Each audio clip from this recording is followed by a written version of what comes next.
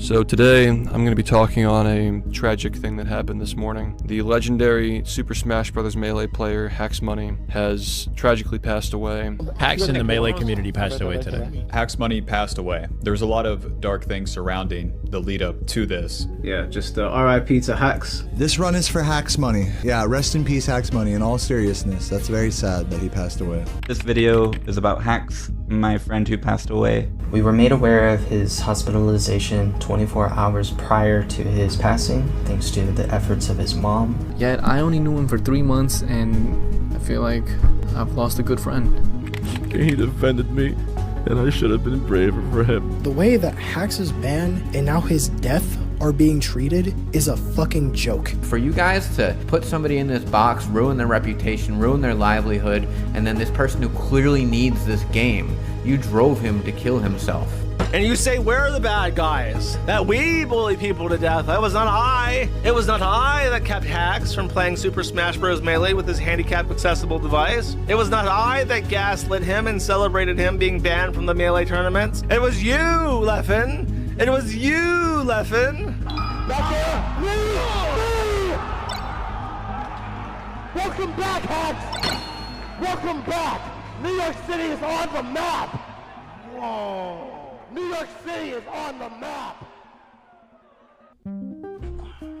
Well, we did it, everyone. Leffen is finally safe.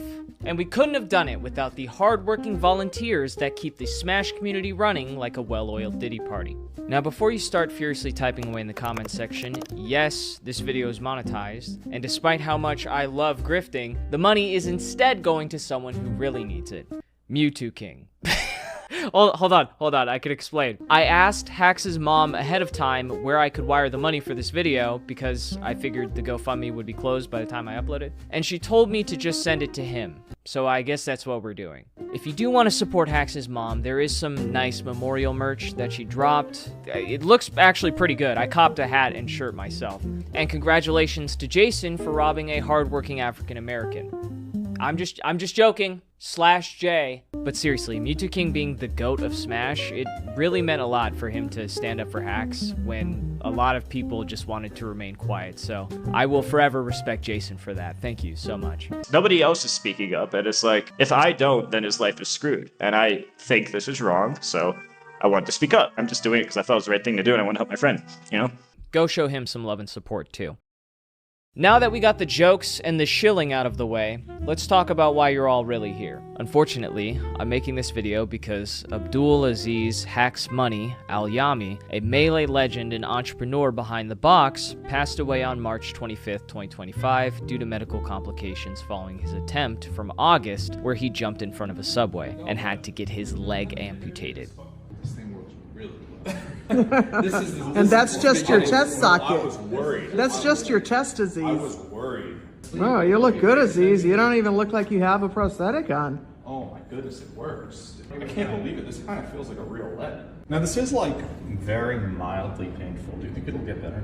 This series of events is fairly multifaceted, and I will be getting into the details later, but it stemmed primarily from his deteriorating mental health attributed to his prolonged and mishandled ban from competing in Melee, a community where he built his life, business, and identity for the past 2 decades. 20% of Hax's life was just playing Melee. 20%. Mind you, sleep makes the 30%. So between sleeping and Melee was half this man's life. And you know shitting on the toilet is about 10%. But personally, I believe a mixture of alcohol, depression, harassment, and isolation is ultimately what led us to where we are now. Most of you might remember the video I made 10 months ago titled The Victims of Leffen, which I made for the express purpose of helping Hax get unbanned by showing people his perspective on Leffen after he nuked his own credibility with his original 2.5-hour video essay titled Evidence.zip 2 that caused his initial ban from competition in 2021. There's a quote that goes, "The greater the crime perpetrated by the leadership, the less likely the people will ever believe their leader's capable of perpetrating such an event." That is unfortunately a Hitler quote, but it's one that's very applicable to the current situation. If you were able to look past the comparisons to Hitler, he actually made decent arguments that ended up being overshadowed by constant mentions of totalitarian dictatorships and Machiavellianism. However, that was 4 years ago. Over the past 4 years, Hax made consistent progress as far as condemning those original comparisons, apologized to Leffen and the community non-stop, and disavowed any harassment he potentially incited. I'm making this video to apologize to those who were harmed by the reckless release of a controversial video that I posted on June 4th of last year. Just an irresponsible outburst with no bad intentions, 10 hours of fully edited video content, collaborating with others, calling me Hitler and evil incarnate, doubling down over and over for months, and then literally never even apologizing to me for any of it. I've been scared to go to every single Smash event since. How's it going, Melee community? I'd like to sincerely apologize for the way in which I recently took a personal feud, overblew it, and basically turned it into the entire community's problem. So far, in fact, that I need to extend an apology to Leffen for some of the things that I said about him along the way, as they were uncalled for. How's it going, everyone? It's Hax. I must sincerely apologize to Leffen and also Jisoo. What's going on, everyone? It's Hax. First one that I want to address is my controversy with Leffen from a couple of years ago. I just want him to know that I'm truly sorry for all of that. Despite our differences, I respect him a lot as a competitor, and I'm sorry for ever projecting that type of negativity onto his name. I'm sorry for the hyperbole and paranoia that I exhibited on the original video. I confess that this was unnecessary. While the metagame revision was triggering, it wasn't the end of the world as I made it out to be. I apologize to Leffen and the community for projecting that narrative. I'd also like to sincerely apologize to Leffen, who I've wronged very extensively throughout this process, despite the fact that I've gone well out of my way to try to never admit to that. Leffen, I'm sorry to you for the pain and suffering that I've brought to you over the course of these past few years. As I've confided in you before, I'm not in the best of health. I hope that despite everything that's happened, we can make amends, put this in the past, and make an agreement to do what's best for the game. I will leave that up to you. I'd like to extend the olive branch by letting him know that this feud for me is in the past. I want better things for both of us going forward, and I'm sorry for the troubles that I caused him and the community as well. And yet his ban persisted, despite everyone claiming to want to give him a second chance and agreeing that he was not a danger to anyone. The most consistent argument cited for this was that he had an unhealthy relationship with Melee and they were banning him for his own mental health. Now, I'm not a licensed therapist, but just based on results, I'm gonna go out on a limb and say they did a pretty fucking terrible job. I already talked about this previously, so if you know about the ban situation, you can skip to this timestamp. But to save you new people who just learned about this from bouncing around a million videos, I'll reiterate exactly why the whole thing makes no sense before I jump into the new information. And let me tell you, you might not want to skip because there's going to be some new info in here. You're going to feel real stupid if you miss out on that. Who knows, you might miss something if you hit that timestamp. I'm warning you now. This video is going to serve as the complete chronicling of Hax's case and a critical look into the failings of the Smash community as a whole. Didn't realize I was flashbanging you guys. Also, just warning you guys ahead of time, I will be leaking shit, so make sure to raise your hand when I call your name. Hi! Good.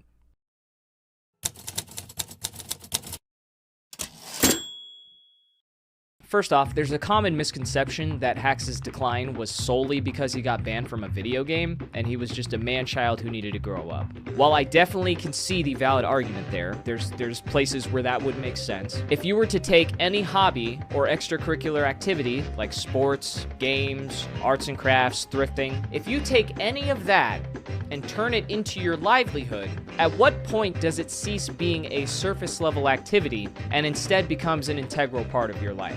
For instance, if you forcibly took basketball away from LeBron James, is he mentally ill for wanting to play again? Is Leonardo da Vinci a schizophrenic if when you lock up his paintbrushes, he begs for them back? Is Beethoven just a crazy homeless guy if you blind him in both eyes so he can't hear or see music? Of course you could dumb all these down to, it's just a ball and a hoop. It's just colors on a canvas, or sounds in a room. But there's clearly something missing from that interpretation. These people wouldn't have done what they did, nor achieved nearly as great acclaim as they did, if it weren't for the passion to turn something mundane into a timeless tribute to their craft. My point isn't that Hax was the LeBron James of Melee, because I know your dumbass was already drafting the tweet. My point is that Melee wasn't just a game to him. The earliest recorded event he attended was in 2006. I first met this dude back at Pound 3. He was teaming with J-Man, and they were going by the tags of like the Little Rascals. And I just remember they were just like destroying some of like the OGs like Chew Dat and Chillin' Dude. That would mean that he was playing Melee since he was 12 years old. Most of his friends, income, and identity all came from the same place, because that was his lifestyle. It was the only thing he knew from adolescence to adulthood, 12 to 30. He even got surgery on his hands just to keep competing at a top level, and when that didn't work, he invented a new controller and a company that would help countless others overcome the same obstacles. You can say it's stupid to dedicate your life to a game, but I can guarantee that 99% of you will never have an impact on a community like Hax did. If you don't understand how it could possibly feel to lose your passion in life and then have it dangled in front of you while they mock your desperation, then I honestly don't know how else to convey the tragedy of this situation. But my goal is that hopefully by the end of this video, I can change a few minds.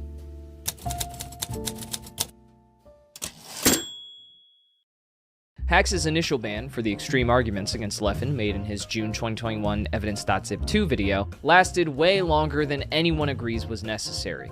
I still think they're wrong altogether, because in my head, if I was doing the ban powers, A, take the video down, you're good. That's all it should have been. Hey bro, that's a wild fucking video. Don't call Leffen Hitler. Take the video down, you're good. Okay, cool. The biggest issue that TOs had is that the initial ban was handled about as poorly as it physically could have been. Like, you do need to own up to the fact that, like, yeah, we really fucked up there. We don't have structure in the scene. And what happens is the toothpaste gets out of the tube and it's like, oh, this guy's banned. Okay, for how long? Oh, we'll figure it out. But there's no governing body to figure it out. No TO wants to unban him first, right? Because that's gonna get you in trouble. I see these situations happen and it makes it painfully real that, like, I don't think Smash can govern itself. I mean, I think no matter what, I don't think Hax should have been lifetime banned, and I think most people agree with that. He was banned indefinitely, meaning that there was no definition. They didn't discuss any duration or potential appeal process for over 2 years. In their ban statement, their major concerns were the totalitarian regime comparisons, the length of the coverage, and they specifically defended Leffen by saying that he did not speak out for personal gain against Zero after grooming allegations emerged, and that Hax, speculating whether Leffen preferred if Zero were dead, constituted harassment and defamation of character to a point where they did not feel comfortable allowing him at events. Obviously, the first 2 points have merit, and I think that's the main reason why most people, including myself, thought that maybe a small ban, or even just telling him to take down the videos, would have been sufficient. But it's the second half where things start to get weird. Let's get some facts straight. Leffen did not start speaking out against Zero after the grooming allegations. It was before. In fact, in an additional write-up from one of the organizers who made this statement, Mikey, the cheat, had to correct himself after wrongly alleging that Leffen and Jisoo didn't convene before posting their statements that were entirely unrelated to the allegations being referenced here. Also, just given the recent fact that Leffen doesn't give a shit about Hax actually dying, if I say something, they'll be mad. If I don't say something, they'll be mad. I'd rather just not talk about it if I can't. Like, I'd rather not play the game if I can't win. I think there's anything I can ever do that will make these people happy. In hindsight, it makes this other claim seem all the more plausible, but that's still ignoring the other problem with Mikey's statement, where he needed an entire paragraph just to address how uncharitable his write-up was. For example, he left in a comparison of Hax supporters to QAnon followers that believe in the harvesting of adrenochrome from children. That's a far cry from a totalitarian regime, I'll tell you what. Mikey and the organizers behind this decision unnecessarily went out of their way to defend Leffen lying, while pretending to care about defamation and citing legal cases they are unqualified to handle, then flat out refused to ever relitigate this decision in any meaningful capacity. Let's talk about the trolley problem. You've probably heard of something like this before. There's a trolley that's speeding down its tracks out of control, and there are 5 people tied to the tracks directly in front of it. You're standing at a lever, and if you pull the lever, it will switch the trolley onto another track that only has 1 person tied to it. The choice is between doing nothing and letting 5 people die in the process, but not being directly responsible for those deaths, or pulling the lever and killing 1 person, but you killed that 1 person. Whoa, man.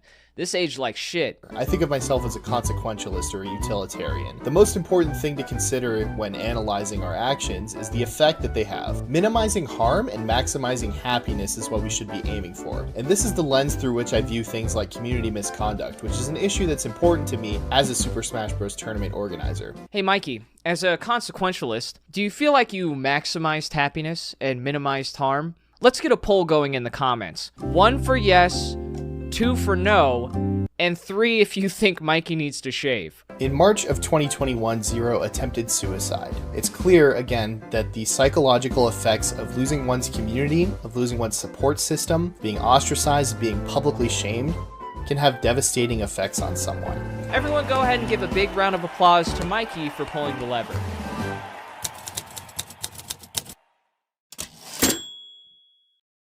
As we now know, Hax was indefinitely banned on June 24th, 2021. It wouldn't be until September 19th, 2022 that specifically NYC Melee, not the full group of organizers who banned him previously, decided that an indefinite ban was unfair, and they'd essentially give him the equivalent of parole starting on January 1st, 2023. A full 1 year and 6 months after his initial punishment. Additionally, he was given 4 rules that he had to follow, otherwise they would ban him for life.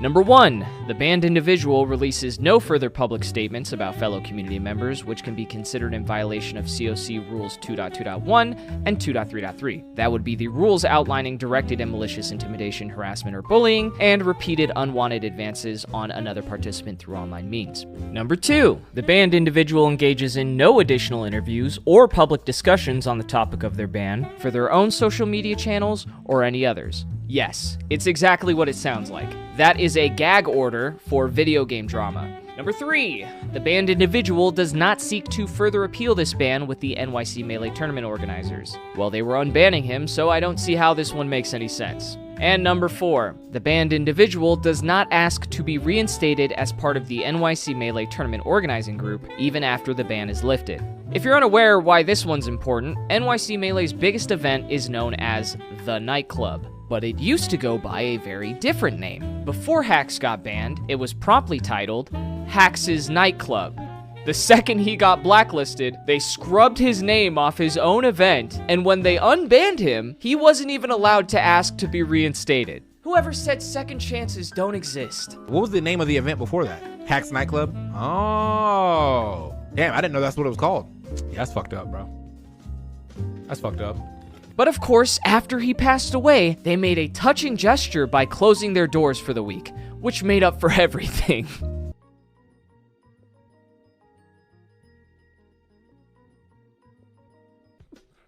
Okay. Yeah, that didn't go over so well. To be honest, anything short of making Hax's friend Wes the head TO, who was running a tournament with him before he passed away, and changing the name back to Hax's Nightclub will not save the tarnished image of that event and the staff who run it. I spoke to a few players in the NYC community at a dinner after his funeral, and that seemed to be the general sentiment. You can roll the die on that, but hey, I'm just the messenger. Hey guys, Editor Tech here with some breaking news. Wes actually started a tournament series called 20XX to honor Hax and his legacy, and a day after he announced it, NYC Melee came back from their hiatus to announce a name change to NYC Melee's stock exchange, and then blamed other people for the ban being mishandled. But they're an entirely new team. Well, that's a lie, because the old head TO stepped down shortly after Hax's permanent ban, and this new team was present the entire time and only implemented these new appeal systems and transparency after his passing, which I can only assume is because they didn't want to lose attendance or their place in the community to Wes. So if you're in New York, fuck these guys, go to Wes's tournament. Thank you.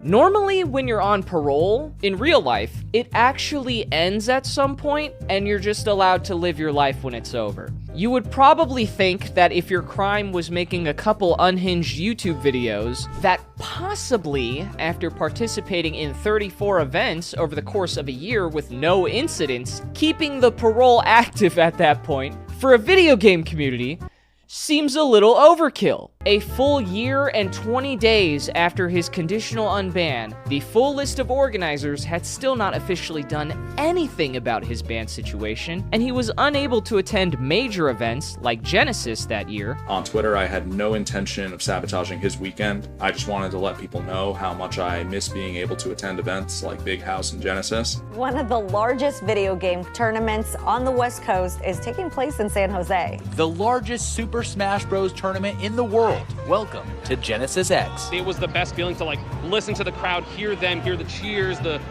wah, the boos. Boo. Boo, nigga, get off the screen. Boo. And after 2 years, 11 months, and 28 days, Hax's ban was still officially indefinite.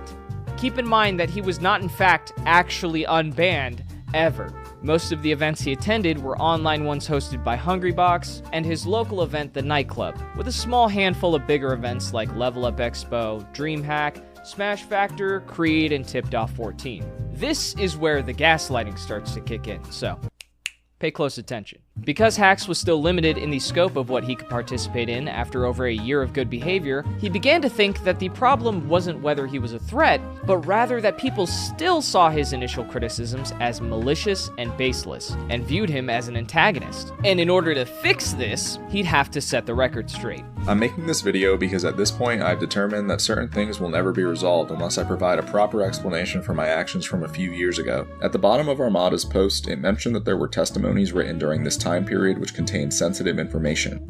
I was actually the one who submitted these testimonies to tournament organizers 12 days later on February 21st, 2013. These testimonies are collectively known as evidence.zip. That resulted in Leffen's infamous ban in 2013. That he still doesn't think he deserved. People know about the evidence.zip, and although I do not think that was deserved, like being banned for it. However, even without a single reference to dictators or Machiavellianism, and despite an apology to Leffen and the community in that video, I'm pleading for some empathy from community leaders and tournament organizers given how extreme these circumstances were. I was having a difficult time accepting these circumstances back when they were ongoing, and should have refrained from responding to them so hastily. I'm sorry for the hyperbole and paranoia that I exhibited on the original video. I confess that this was unnecessary. I apologize to Leffen and the community for projecting that narrative. This still technically broke Article 2 of his parole. So 2 days later, NYC Melee announced a permanent ban, and the group who hadn't decided a length for his ban in 3 years miraculously reunited. And after only 11 days, announced a global permanent ban from ever competing in Melee again. So I guess they can come to a decision after all. To be honest, I feel like what gives me strength is the idea that I think Melee is fucking dope, and I think anybody who thinks that it's dope should be able to play it without a problem. And so if anybody's creating a problem for somebody who wants to play Melee, then I feel like they've got a problem with me. So that's what lets me feel strong and saying like, yeah, I'm a cuck. I'm simping for anybody who wants to play Melee. I want to understand how you stop us from playing a video game in America. In a toxic relationship, they gaslight you, bro. They do all sorts of things that make you question your own sanity. Don't listen to them. We need to stop listening to them. I'm heartbroken to hear about Hax's passing. He was loved by many, and I'll never forget the time we spent together. Double Falcon with Hax may have been the most fun I ever had playing the game. It really hurts to feel like I couldn't do anything to help such a dear friend. R.I.P. Well, I wouldn't say you couldn't do anything. I mean, you could have started by saying literally anything about his situation at any point in time. If you really want to know how to stop people from playing a video game in America, you should ask your friends. Because at this point, they've stopped more people from playing Melee than Nintendo. Fun fact, NYC Melee gave a 2-month ban for a TO and photographer telling multiple people to kill themselves, and only a 2-year ban for a player guilty of unwanted sexual advances over a call. They were trying to force someone to give them sexual gratification and then guilt trip them afterwards. Meanwhile, Hax's crime was explaining himself, apologizing, and got banned for the rest of his life. Yeah, I might off myself for landing myself here. I've been in the scene for nearly 20 years. You know, a few years ago, all I had to do was quote retweet you and explain that you're right, and it'd be a different timeline. I don't think that's a good idea, Hax. There's more to life than Melee. Well, regardless, I want to leave the Melee scene with some things to think about, so I will proceed with the plan. I'll run it by you as I go along. Alright, but don't do anything rash. I don't plan on helping you write your own suicide note. I've already committed suicide. In Melee, there's still so much more in not only the gaming sphere, but the world.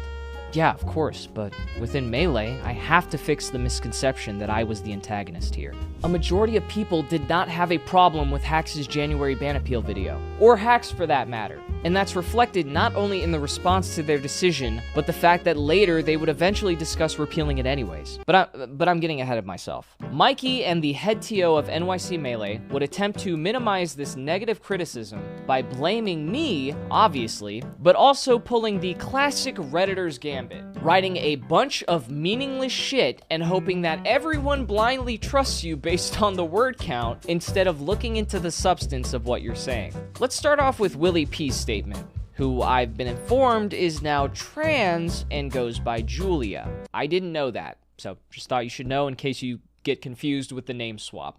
Hax's video before Big House by itself violated at least one of the clauses. We did not want to ban him for that though. Wow, how thoughtful of them. Julia just outlined exactly why the parole clauses were seemingly written by a child. The video being referenced here that violated a clause is a 3-minute long apology to the community in Leffen, condemning his past videos and the alleged harassment Leffen was receiving after Hax posted a Twitter apology doing the same thing. How could an apology possibly cause someone to get harassed, you might ask? Well, good question. In response to that apology, Leffen decided to lie about him never apologizing, even though he apologized 3 times before making the post, which also happened to be an apology itself. Then Leffen deleted the tweet after realizing he lied, and dropped out of the upcoming major tournament Big House the next day because he was now allegedly receiving death threats. Now, you as the viewer probably look at this situation and think, well, that's odd, but I can agree that death threats are bad, and then you'd move on with your day. Well, not if you're a Smash organizer, because they looked at this situation and with their unrivaled intellect in handling conduct issues, decided that it was 100% correlation equal causation. It's Hax's fault that Leffen received a random threat. According to them, it couldn't have possibly been because Leffen was leveraging falsehoods and abusing victim status to continue alienating a guy he historically bullied. No, it was Hax's fault for making him lie and forcing him to piss people off. And these idiots actually expect you to uncritically agree with this narrative. And not once in any of these video makings have I ever thought Hax was a real threat to a tournament. The only person that he was supposedly a threat to was Leffen, and Leffen is known to embellish literally everything.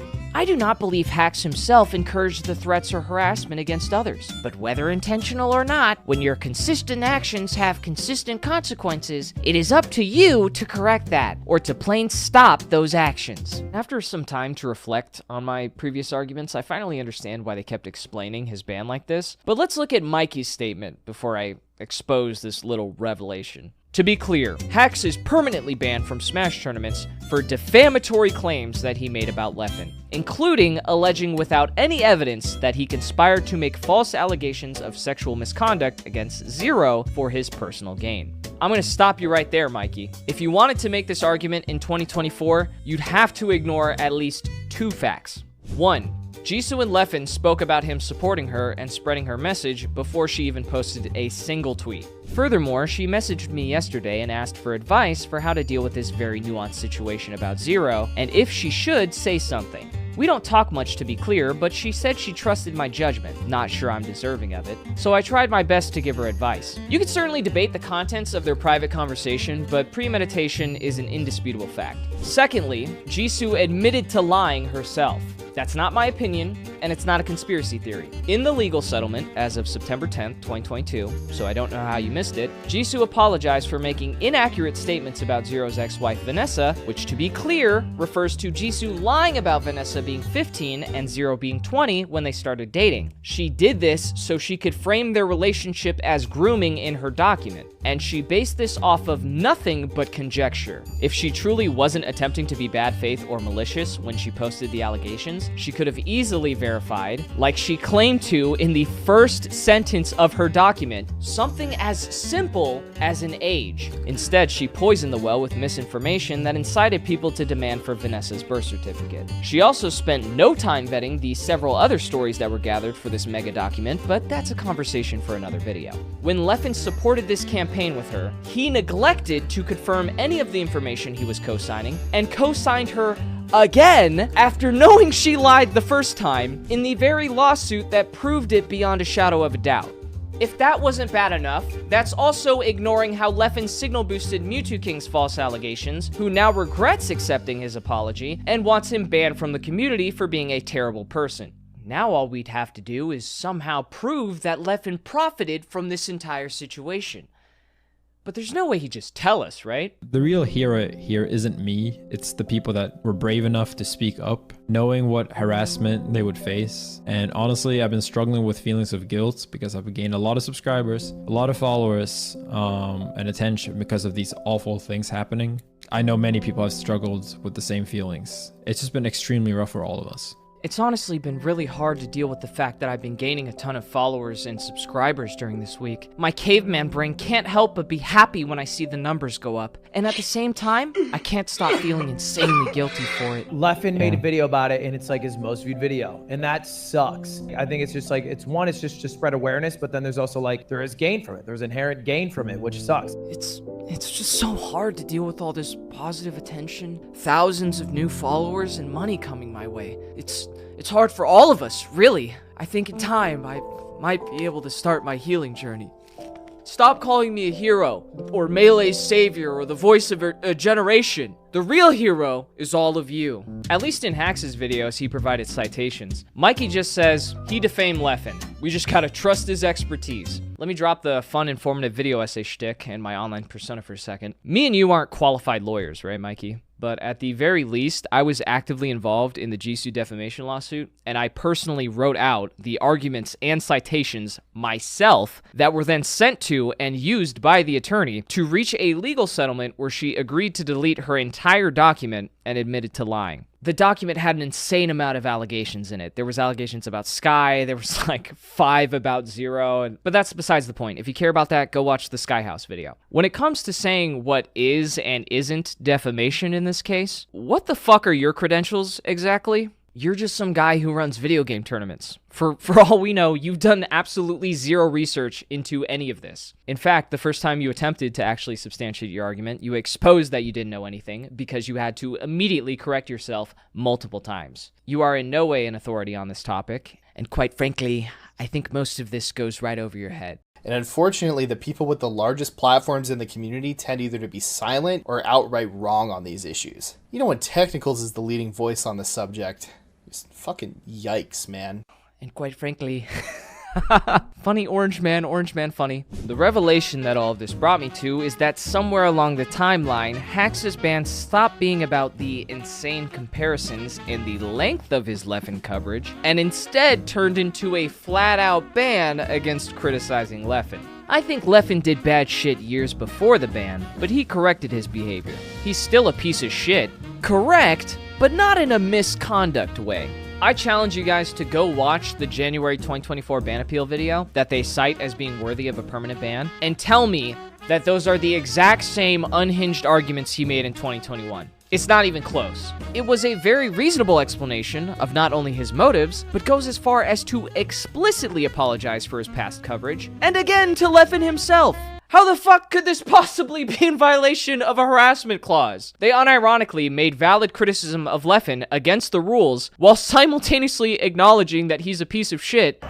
See, because I know Leffen in real life. I know he's a piece of shit, but I don't know. I still know him as a person. Because he's such an effective crybully that even when he's lying and downplays his own abuse, he can still somehow make you the bad guy for calling it out. This is the most clear-cut example of narcissistic abuse and Darvo I think I've ever seen. The cherry on top is that after stringing Hax along for years, Mikey blocked and ghosted him, and when people reminded him recently in posts from his tournament series, he had them outright delete the posts. he just deleted him, just fucking nuked him. And Julia tried to paint him as a stalker for waiting patiently outside of the event he created to see if he could discuss things in person after being blocked.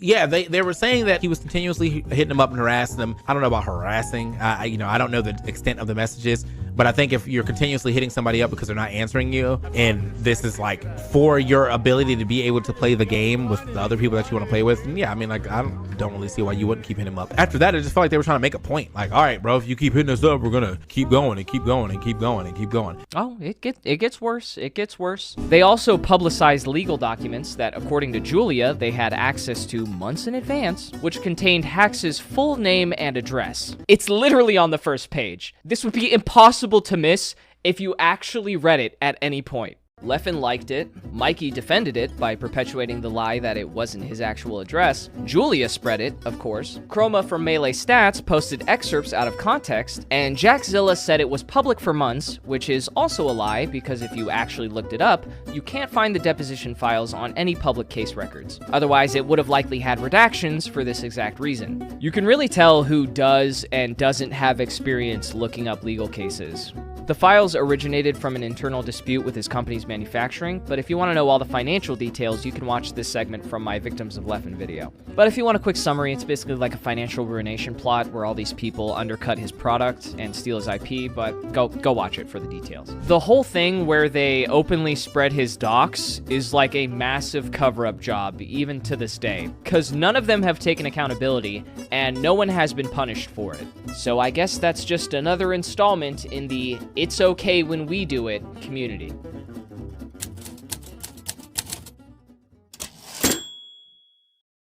This is the part of the story where things start to really go downhill. I'd like to clarify before I get into the meat of all this, that at the end of the day, it is always the individual's choice if they decide to give up. I'm not denying that. But if you're gonna tell me that bullying, financial ruination, and social isolation aren't major factors, then you have no idea what you're talking about, and you can shove your opinion right up your ass. And that's what I'm going to be focusing on conveying from here on out. Like I said, this entire video is like a massive info dump, so grab some snacks, strap in. Before Hax got permanently banned, I was more like a consultant. You see, I spoke to him starting in April of 2021 because I wanted to know more about Jisoo and what happened in the Sky House. That was his ex-girlfriend. I figured he might have some additional knowledge. But after Hax randomly decided to throw his hat in the ring of Smash video essays, which actually fucked me over by somehow allowing Leffen to play victim before I could call him out for contributing to the spread of false allegations, which I did do, Hax decided that he should work with me so we could hopefully avoid another self-inflicted disaster. Unfortunately, I failed. And for the longest time, I wondered why. Despite him supposedly trusting my judgment, did Hax never listen to me, franchise, or anyone else who told him to stop making YouTube videos? It's a little late at this point, but thankfully I finally have an answer. And this actually provided me with a lot of needed closure.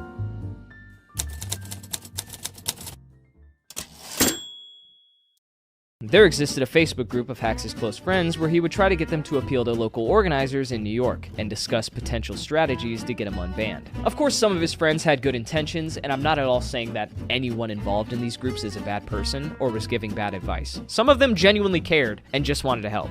But there is a few special people that make my fucking blood boil. One of these guys I'm referring to was actually at the funeral and gave a speech. My name's Rael, my tag is ItemHog, and I'm here to speak about some of the amazing contributions that Hax made to New York City Melee. There he is, Rael, aka ItemHog. At first, I debated stopping him when I saw him approach the podium, but I still hadn't fully confirmed the information I'm about to show you, so at the moment I just let it slide. However, after this, I found out that he used to be on the mod team for Hax's Discord server until he started fucking with him, telling him to keep making videos, and made fun of his amputated leg and mental struggles after the attempt in August. As some additional context, it does seem that Rael and these other guys initially were advising Hax against uploading the videos, which I can understand. But these guys in particular took Hax's stubbornness and the fact that he kept relapsing on his ban situation and decided that instead of stepping away and giving him the space to kind of work through the problems that he was having, that they were going to start fucking with him and actively troll him as a group. Rael ended up joining the Mana Monthly server and then started dumping a fuck ton of screenshots, almost to like brag about how they were messing with him. He leaked DMs he had with Hax where he was just straight up making fun of him. Like after the train incident, he said, "I thought of saying I'm just keeping score, but I don't want to imply he should continue the set. I wonder if he will come back asking me to return. He saw I was making fun of him here, and it hurt his feelings." I got banned from 20XX, so now I can be even more transphobic and make fun of Hax even harder. Were you the one who made that deepfake? It's so good.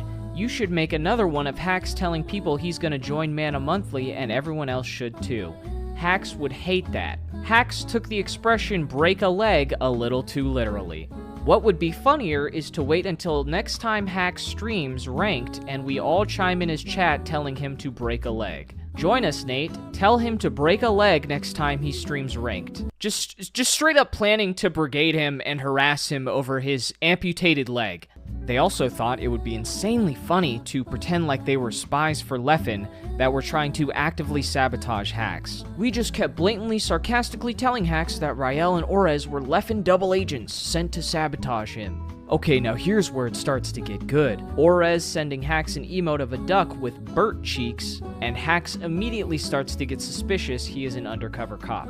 Oh, I wonder why that might be. Maybe it's because you guys kept insinuating he was an undercover cop? I can't believe this fucking guy, Rael. I just heard about the truth of why that video got released in the first place. Rael admitted that it was all his fault, and I couldn't believe the audacity of the guy. Unreal.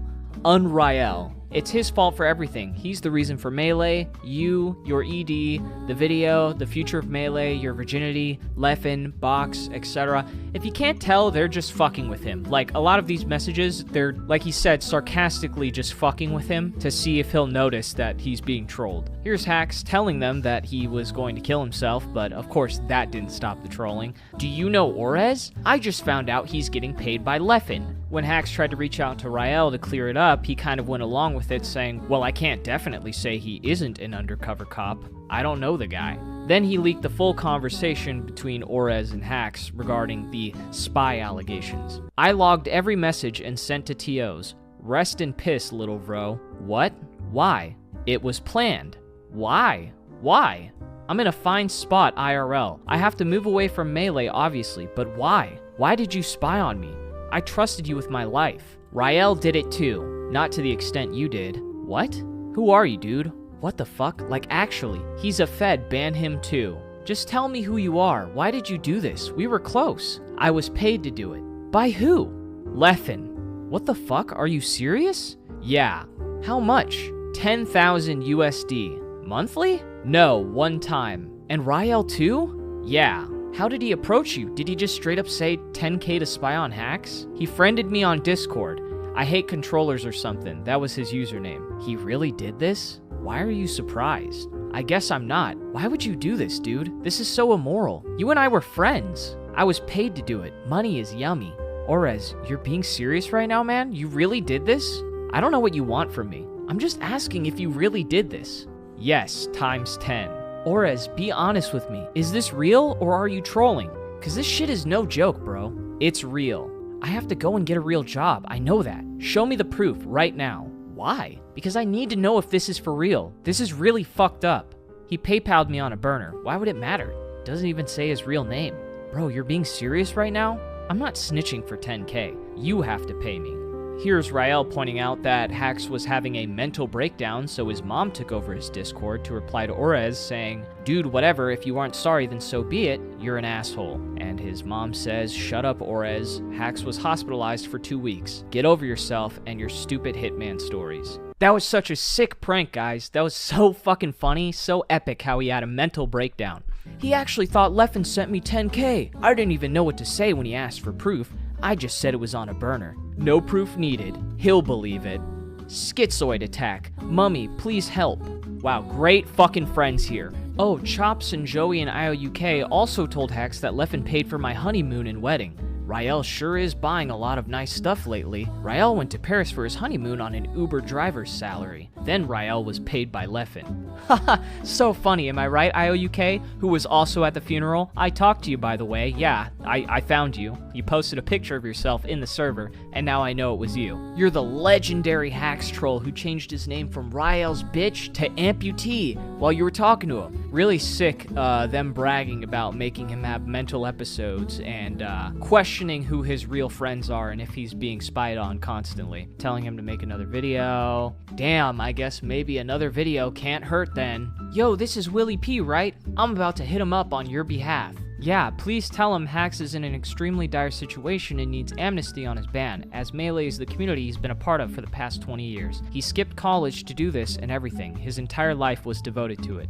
I would truly appreciate the chance to speak with him. What did they do instead of actually reach out to Willie P? They created a fabricated interaction between them and Willie P, again to see if Hax would notice that he's being trolled and to fuck with him. Joey fabricated this exchange between him and Willie, which gave Hax some false hope. LMAO. I picture Hax refreshing Willie's Twitter constantly for days looking for that announcement, which was never coming. I think you guys get the idea. It's just a bunch of terrible shit exactly like this. I can't even begin to explain how evil you have to be to actively fuck over negotiations to get his life back, make fun of his disability and depression, and then show up at his funeral and in front of his own mother act like you gave a single fuck about him. I know this is you because I confirmed it with Manalord and I joined the server and found the rest of what you were saying myself. Did you think I wouldn't find this? I'm amazed you were stupid enough to think I'd let you off the hook. Let's give a shout out to Chops, Joey, and IOUK for all their work in encouraging Hax to make more videos for our entertainment. You can't be serious. You, IOUK, Orez, and everyone else who went out of their way to manipulate and harass Hax, in my opinion, are the most vile people in this entire fucked up situation. And I'm not even one to usually police trolling or cracking jokes, but this was supposedly your friend who was suicidal. Where the fuck is your moral compass? Laughing at faked conversations with organizers to give him false hope? Constant jokes about his amputated leg and coordinated harassment over it? Lying about being a paid Leffen spy to fuck with him and make him paranoid, and constantly trolling him when he needed real friends? How is this even funny to you? I didn't even show everything that exists because it's just pages and pages of the same disgusting shit. There's so much. I can make a whole video on just you. And I just might do that. If you had a problem with how Hax was treating you and responding to you, you could have just removed yourself from the situation like a normal person, instead of egging him on when he was clearly in a dark place. And then have the fucking balls to start shitting on the TOs and top players like you're somehow better. But hey, at least you got a few good laughs out of it, right?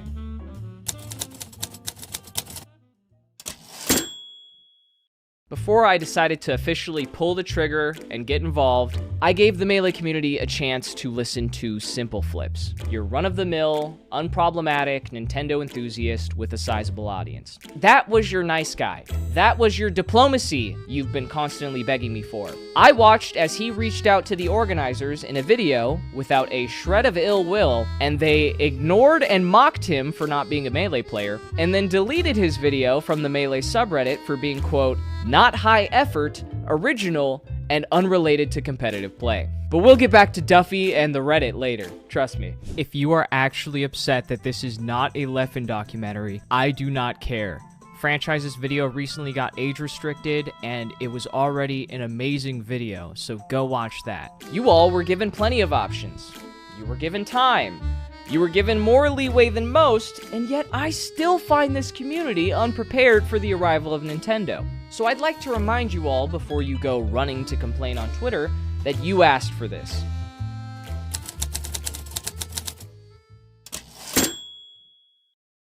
I've already explained why the prolonged ban made no sense, but in the aftermath of Hax's passing, these cowards have been working overtime to cover up their involvement. They even went back to the statement they released for Hax's permanent ban and removed all of their names and events from the list of signatories. Oh, come on, guys. What's the problem? Don't be shy. That's your John Hancock. You should be proud of it. Here, I'll help you out. Let's do a full roll call. Mikey, the Cheat, from Smash Camp. Robin, Juggle Guy, from The Big House. Johnny, Gumball, Pittsburgh. Patrick, Teslick, Upstate New York. David, LD, from Off-Brand. Nathan Sandwich, NorCal Melee. Galint Gaming, which is owned and operated by Deer. Quade, Florida TO. Joshua Jed, Eggdog Esports. Austin, Horde, from Full Bloom. Knuckles, EUTO. Aaron, Riptide TO. Max Sylvie, Washington TO. Willie P, now Julia, NYC Melee. Chandler Ohan from Tipped Off. Connor Contra from Level 1 TV. Scrat, Alabama TO. Sheridan from Genesis. But there's more context here with Genesis specifically that I'll go over in a second. George, Georgie, San Diego Melee. Team Fede, UK Melee, ran by JSOT. Eric, AZ Melee. Kevin, Tenacity, Chicagoland Melee. Coin, Michigan TO. Tuesday, from Texas Melee. Jerry, from Top Shelf Esports. Melodies, Sweden/Valhalla TO. Tiles, Portugal TO. Kafka from La French Melee. Flippy, Sweden TO. Ridley, also from La French Melee. Irfan, Germany TO. Dendy Pretendy, Minnesota. Link69, head TO of Arca Melee. Toronto Joe, the owner of Even Matchup Gaming and on the Gommel staff. RJ from the Collision series. God damn, we got the all-star team back together. Now, if your decision was justified and you stand by your reasoning, what is the point of retroactively going back and scrubbing all of your names? Did you perhaps forget that the internet is forever? Ever heard of the Streisand effect? I'm sure you haven't. All you did was expose that you are ashamed, scared of backlash, and want to erase it from the history books. This was already pathetic, but some of you continued to go above and beyond and truly deserve a gold star. But before the awards ceremony, while some people stood by a permanent ban, I want to first clear up the position from Genesis, because I've talked extensively with their lead of security, Emre, for years, and I've actually spoken to the organizer, Bobak, as well. Bobak maintained a clear line of communication with Hax as a longtime friend, and even though the last Genesis wasn't on the table, there was clear intent to reconsider his ban and give him a pathway to return.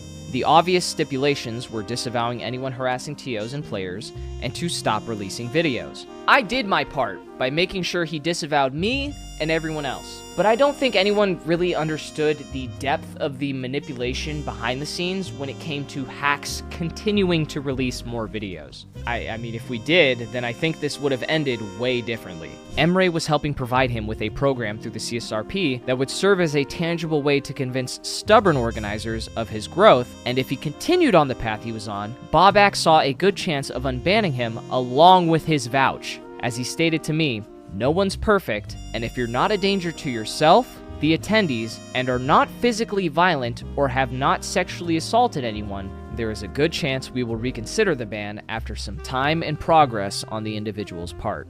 Unfortunately, I think the prolonged isolation and Hax's relapse into heavy drinking had more of an effect than people realized. After all, depression is a series of highs and lows, and just when you think someone's on the right path, they suddenly veer off and crash without any warning. So I'd like to thank Emre and Bobak, because from a first-hand perspective, I know that Genesis was trying to help him. And while I appreciate the Genesis team's transparency, some of you could really take some notes from their example. Can anybody please let me know if Deer from Galint Gaming has early onset dementia? Because in response to this list being leaked, he angrily DM'd NYC Furby about how he did not permanently ban Aziz, and to leave him alone so he could grieve his friend. Okay, I just have a couple of questions. Aren't you the owner of Galint Gaming? Yup. And this is your company's signature? Yup. I found this signature in a publicized statement meant to permanently ban Hax. And if that's the case, this must be your position. Makes sense to me. Then you permanently banned Hax. Show me where I signed off on a ban letter. Oh my fucking god. This fucking dude hid a reply to one of his tweets that showed the archive list with him on it. Oh, but it gets better. because Deer was running a tournament named Battle of BC7 right after doing this, and he had a beautiful moment of silence followed by a speech for Hax during the broadcast. Except you wouldn't know that because he did the entire thing off stream while an ad for Domino's was running.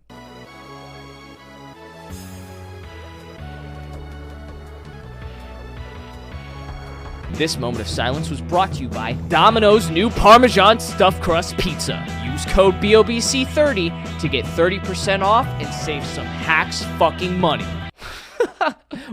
Wow, you must have been such great friends. I can't imagine why you'd be getting shit over this. I've seen Smash players start boycotts for less, but I guess the head TO lying about banning a player who just passed away to save his own ass didn't quite pass the sniff test. Jackzilla, no relation to CoffeeZilla, wasn't on the list, but he is an organizer and works with Austin from Full Bloom, who was on the list. You can see him joking about letting Austin take all the heat in IBDW's Twitch chat. You probably didn't think I was gonna find that though, did you? I brought up Jackzilla for a couple of reasons. The first being how he shit on all of Mexico because they allowed Hax at their big tournament Smash Factor after running a community poll that showed 90% were in favor of his attendance. He called this whack, said they should have spoken to TOs who did the ban, and called the Mexican community engagement baiters participating in a culture war. And then compared Hax's situation to transphobia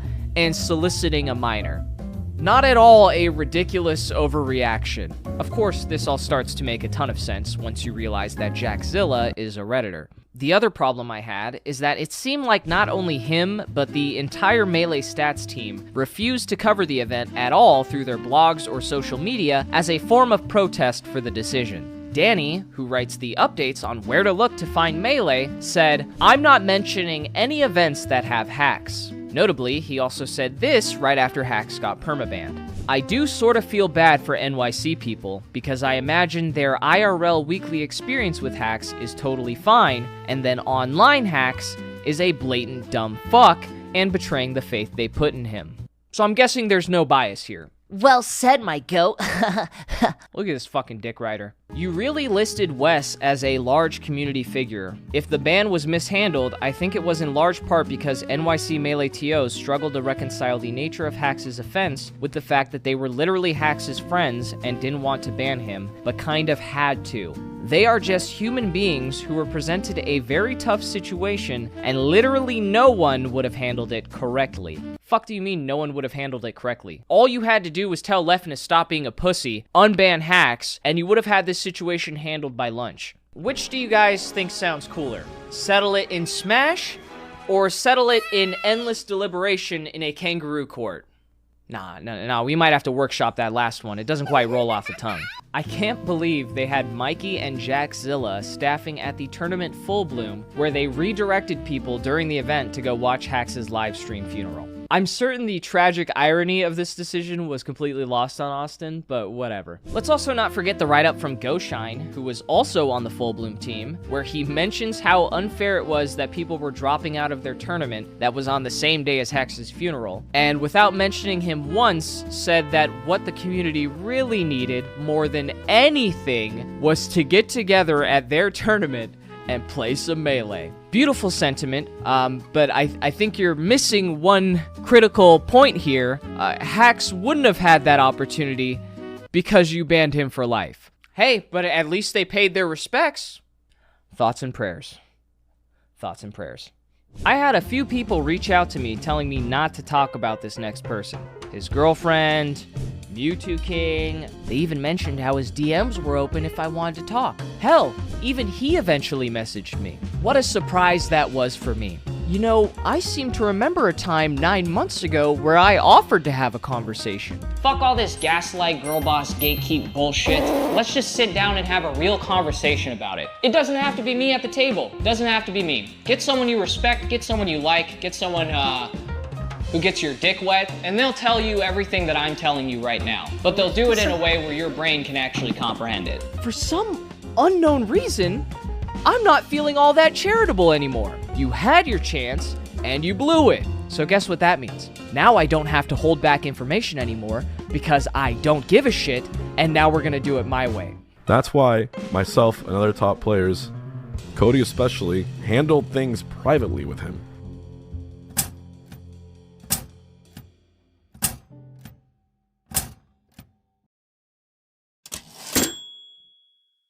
If I'm honest, the only thing I'm really contemplating, like obviously I'm trying to grieve loss of someone, but the only thing I'm really contemplating and worried about is how I want to deal with the eventual technicals video, whatever, coming out. I swear half the people forget that someone died, and it's not the time to just shit on people. It's crazy that like 80% of our issues are because of one drama YouTuber. Maybe like 70% are because of one fucking shitty drama YouTuber. And it's not the time to just shit on people. It's genuinely insane to me that like 80 to 70% of our issues, maybe between 60 and 80, are for one fucking dude. Maverick, his name rhymes with testicles.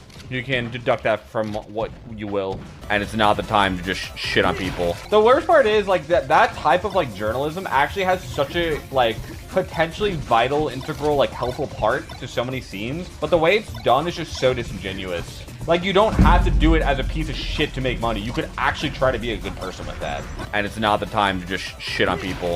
It unironically rhymes with testicles, which is kind of funny. I actually never thought about that, but it does rhyme with testicles. Yeah, it's just really not the day for shitting on people. I'm sure he will do the best job of research that he physically can and be as good faith to everyone that he's going to try to go after as possible. I challenge him to actually try to learn literally everything that's going on and then make a completely formed opinion of it that tries to be as good faith to everyone as possible. I would love to see it. If he was able to do that, I would take everything back that I say about him. Literally everything. Even if I don't agree with the outcome. Oh, don't worry, Cody. I will be thorough. He's a drama tuber. He's going to be making videos on this. People are like, you gotta be ready for that. It's going to come out. No, doesn't matter. Doesn't matter. He made a video the second Hax tried to commit suicide. Yes. Doesn't matter. What the fuck are you talking about? The attempt was in late August, specifically August 20th. So which video are you referencing here, Cody? Exposing the laziest GameCube controller scam? The follow-up? A Guilty Gear video, a random Smash allegation, infiltration, Noel Brown, another Guilty Gear video, Smash lawsuit, and then ESAM. I never made a video the second Hax tried to commit suicide, you dumb piece of shit. The whole reason I started covering his case on my channel was because he told me his situation was making him suicidal and he needed my help. But since you want to run your mouth so much, let's take a good long look at how you helped him. Cody is the second best Melee player in the world, and if you listen to him, he'd have you believe that he and Hax were friends for a decade with just a 4-year rocky patch from 2019 to 2022. We've been my friend for a decade, even when we fought 5 years ago. We definitely had a rocky patch from like 2019 to 2021-ish, 2022-ish, but before and after we were good friends. As someone who spoke to Hax about this specific topic after Cody started calling him clinically insane on Twitter, I actually have a significant amount of context for this. I've been taking shit from this guy for 4 years, lol. He fucked up the entire tri-state scene by dating Jisoo 2 months after I broke up with her, then approaching me at a tournament in early 2019, putting his hand on my shoulder and saying he's sorry. Like, okay bro, you could have had the common sense not to date the girl I just broke up with, but whatever. I literally could not stand my grandmother anymore because she basically kicked me out of the house 4 times because I wasn't going back to law school immediately when I wasn't mentally ready to. Very luckily, Jisoo actually just let me come stay with her for like a year. She let me share a 1-bedroom studio with her while we tried to get my shit together. At that point, I recognized that I hated him, but I didn't think too much of it. Then at Pound 2019, he tells me the fake mom story. Then at the end of 2019, he tells me the story wasn't real. And I'm like, LMFAO. What is the fake mom story? And why is it important to this situation? Well, it's important because Cody is one of the people responsible for Hax getting banned in the first place. Their public fight over this story took place 3 days before the Indefinite Ban statement was released, and Cody was explicitly asked what he thought should be his punishment. Of course I threw gas on the fire. He came after me. He was saying ridiculous shit. The first ban, yeah, I was a part of that. I said 1 year, 2021, whatever the fuck it was. Yeah, I haven't denied that once.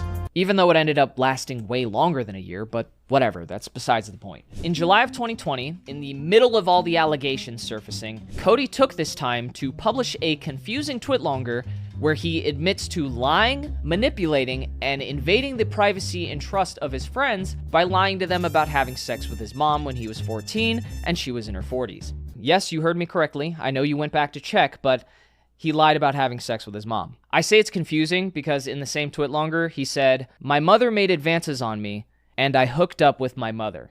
I don't think Cody understands that hooking up with someone colloquially also means having sex.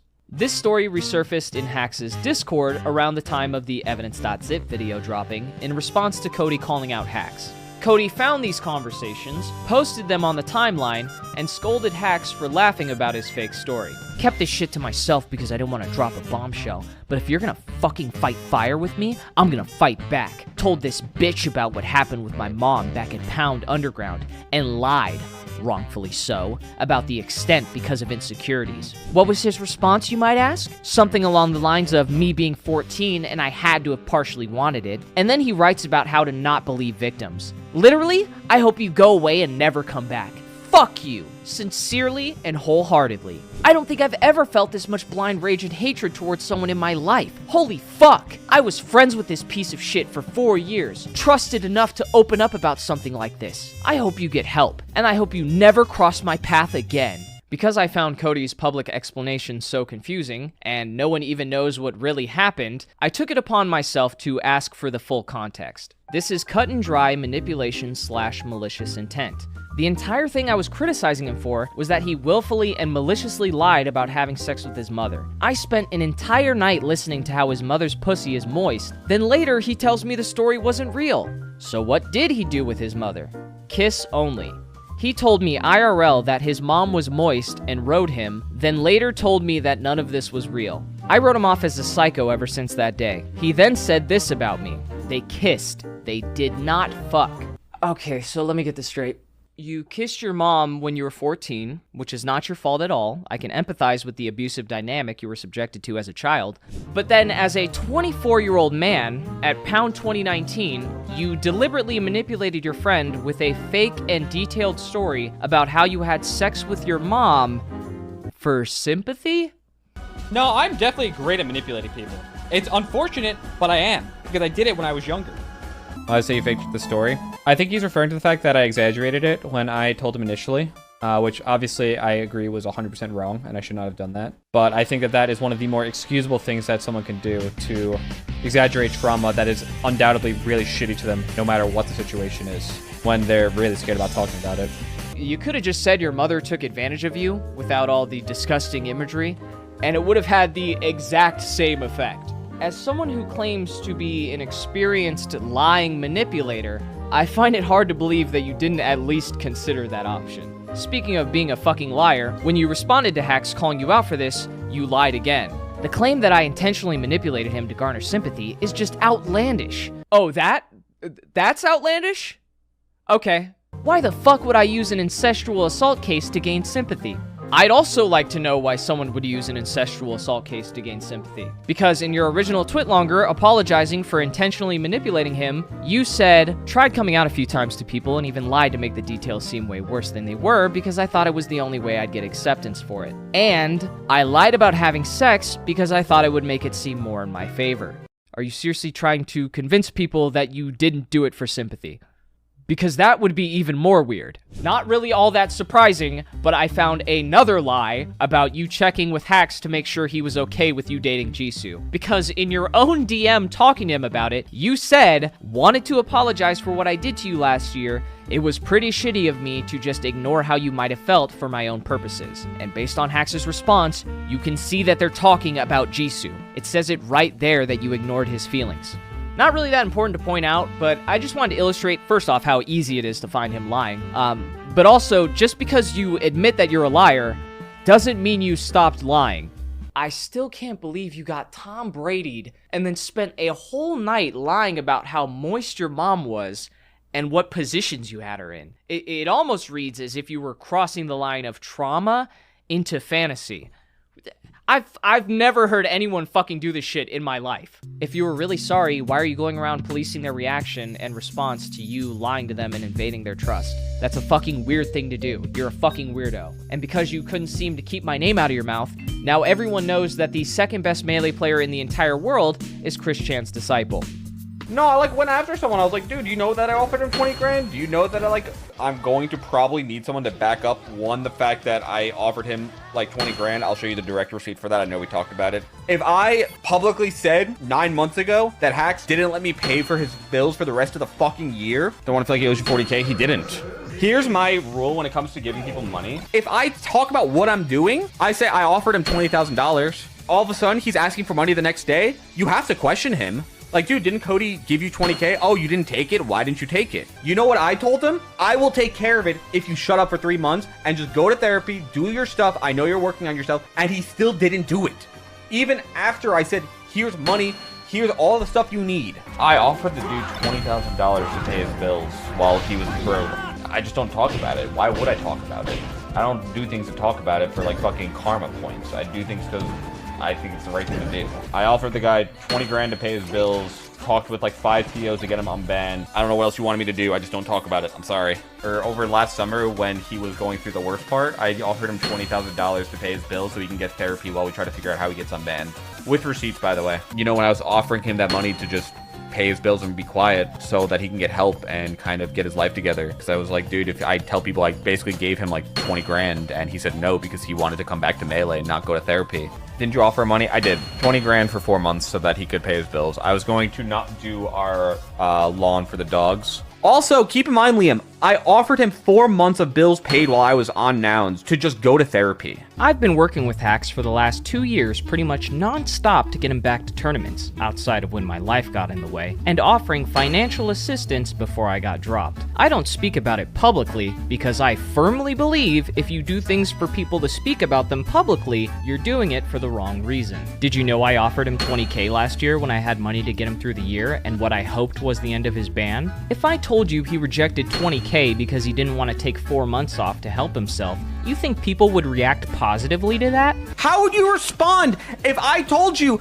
that in July I said, hi, Hax, end of year, you're good. I'll pay for you for the rest of the year, even though you fucked up and made another video. And he said no. Hey, did you guys know that Cody offered him $20,000? He only mentioned it 19 times. You know, I offered to pay Hax's rent too, but you never hear me talk about it because I didn't actually give him the money, and neither did you. But Cody knows it makes him sound fucking awesome, so he mentions this hypothetical money as frequent as humanly possible. And it's so transparent because the only reason he's doing it is because he wants to get ahead of my video and thinks it will somehow make him impervious to criticism.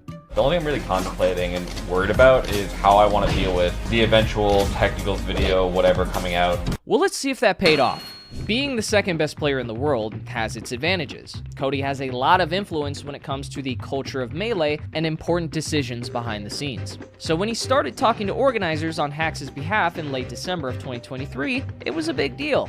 I've been talking to TOs on his behalf for like 6 months. I'm not going to name any of the TOs, but I literally tried to mediate with him and TOs. While it's true that Cody advocated for Hax's unban in private, the way that he was doing it is what I have a problem with. Please, man, can you open up a conversation about this with top players? I actually don't deserve this fate. It's not a fucking permaban, dude. I keep telling you this. You're operating with different working knowledge. Just take the break.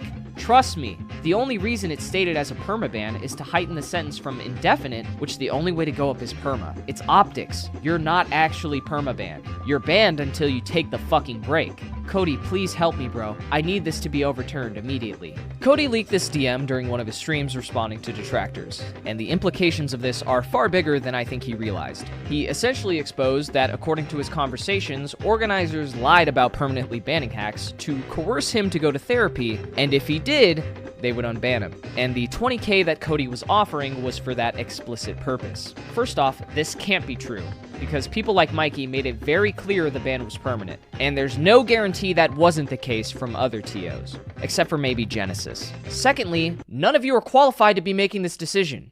We were all so drastically underqualified to deal with this type of situation. I made an entire post saying we probably shouldn't be talking about his mental illness and playing armchair psychologist, and I myself was guilty of that. I made a tweet longer about that recently. I don't know what that guy wants. None of us are psychiatrists. Like, nobody knew how to handle this properly. Forget nobody knew. Nobody was qualified to handle this, man. Like, you know how many times I had to just blindly say, trust me, trust me, trust me, you'll be back. You just gotta listen to me for a little bit. And I couldn't offer him a timeline directly, and that's like probably devastating for his mental health. Every time he tried to get help or anything of that sort, he just said, I just need to be unbanned. And that's just like, that wasn't it. That was never it. And I find it odd how their side claims that unbanning him wouldn't have solved anything, but in the same breath, think that forcing someone to go to therapy is a cure-all solution. Please, Cody, I need help. Just trust me, bro. I'm completely unqualified. But if I know one thing, it's that being unbanned,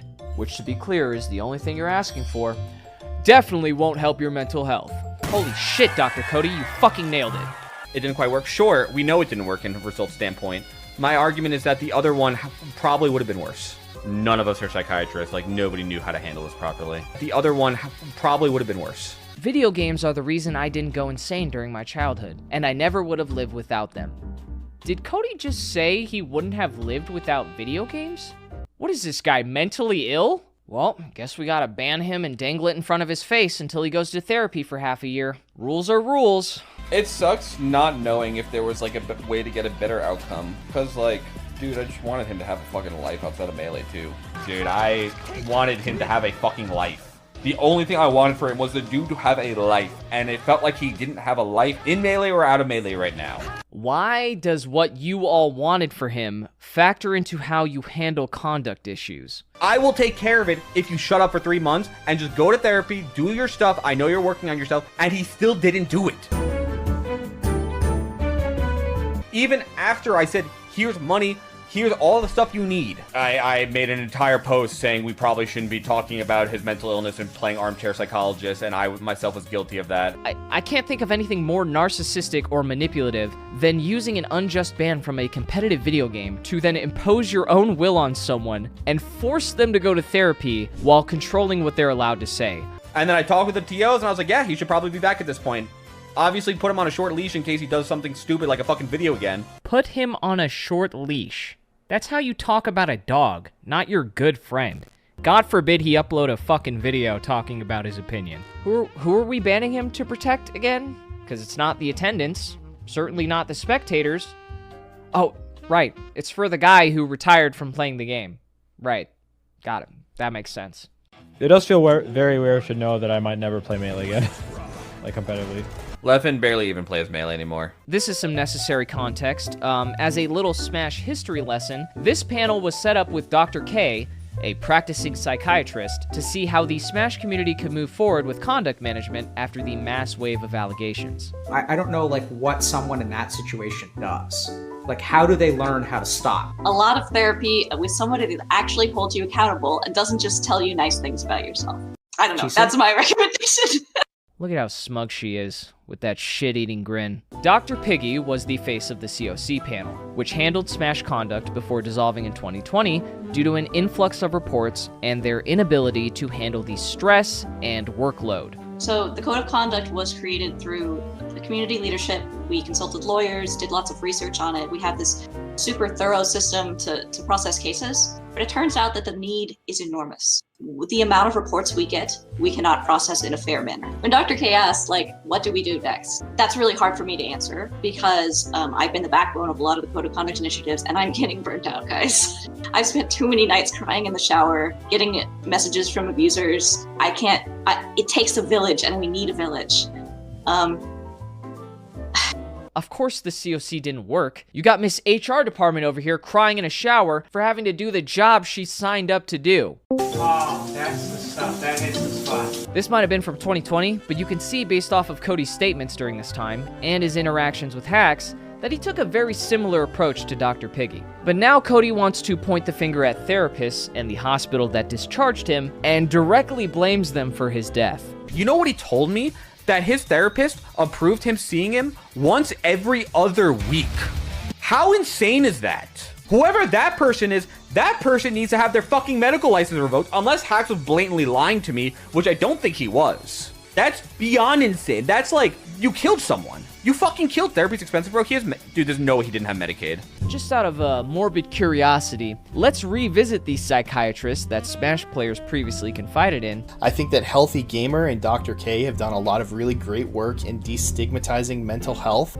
And see what he has to say on the topic. Most of the suicidal men that I work with, their mind isn't malfunctioning. They genuinely have a life that is no longer worth living. They're looking at things and objectively realizing that there's no way out of the situation. They have nowhere to turn to. And the number one thing that correlates with it is not mental illness, but is a sense of thwarted belongingness. But basically what happens is what causes people to kill themselves is they try to connect with others and they get rejected. So it's specifically a very specific research term called thwarted belongingness. So I try to belong to a group, and that group, or multiple groups usually, will thwart my attempts to join the tribe, to join the community.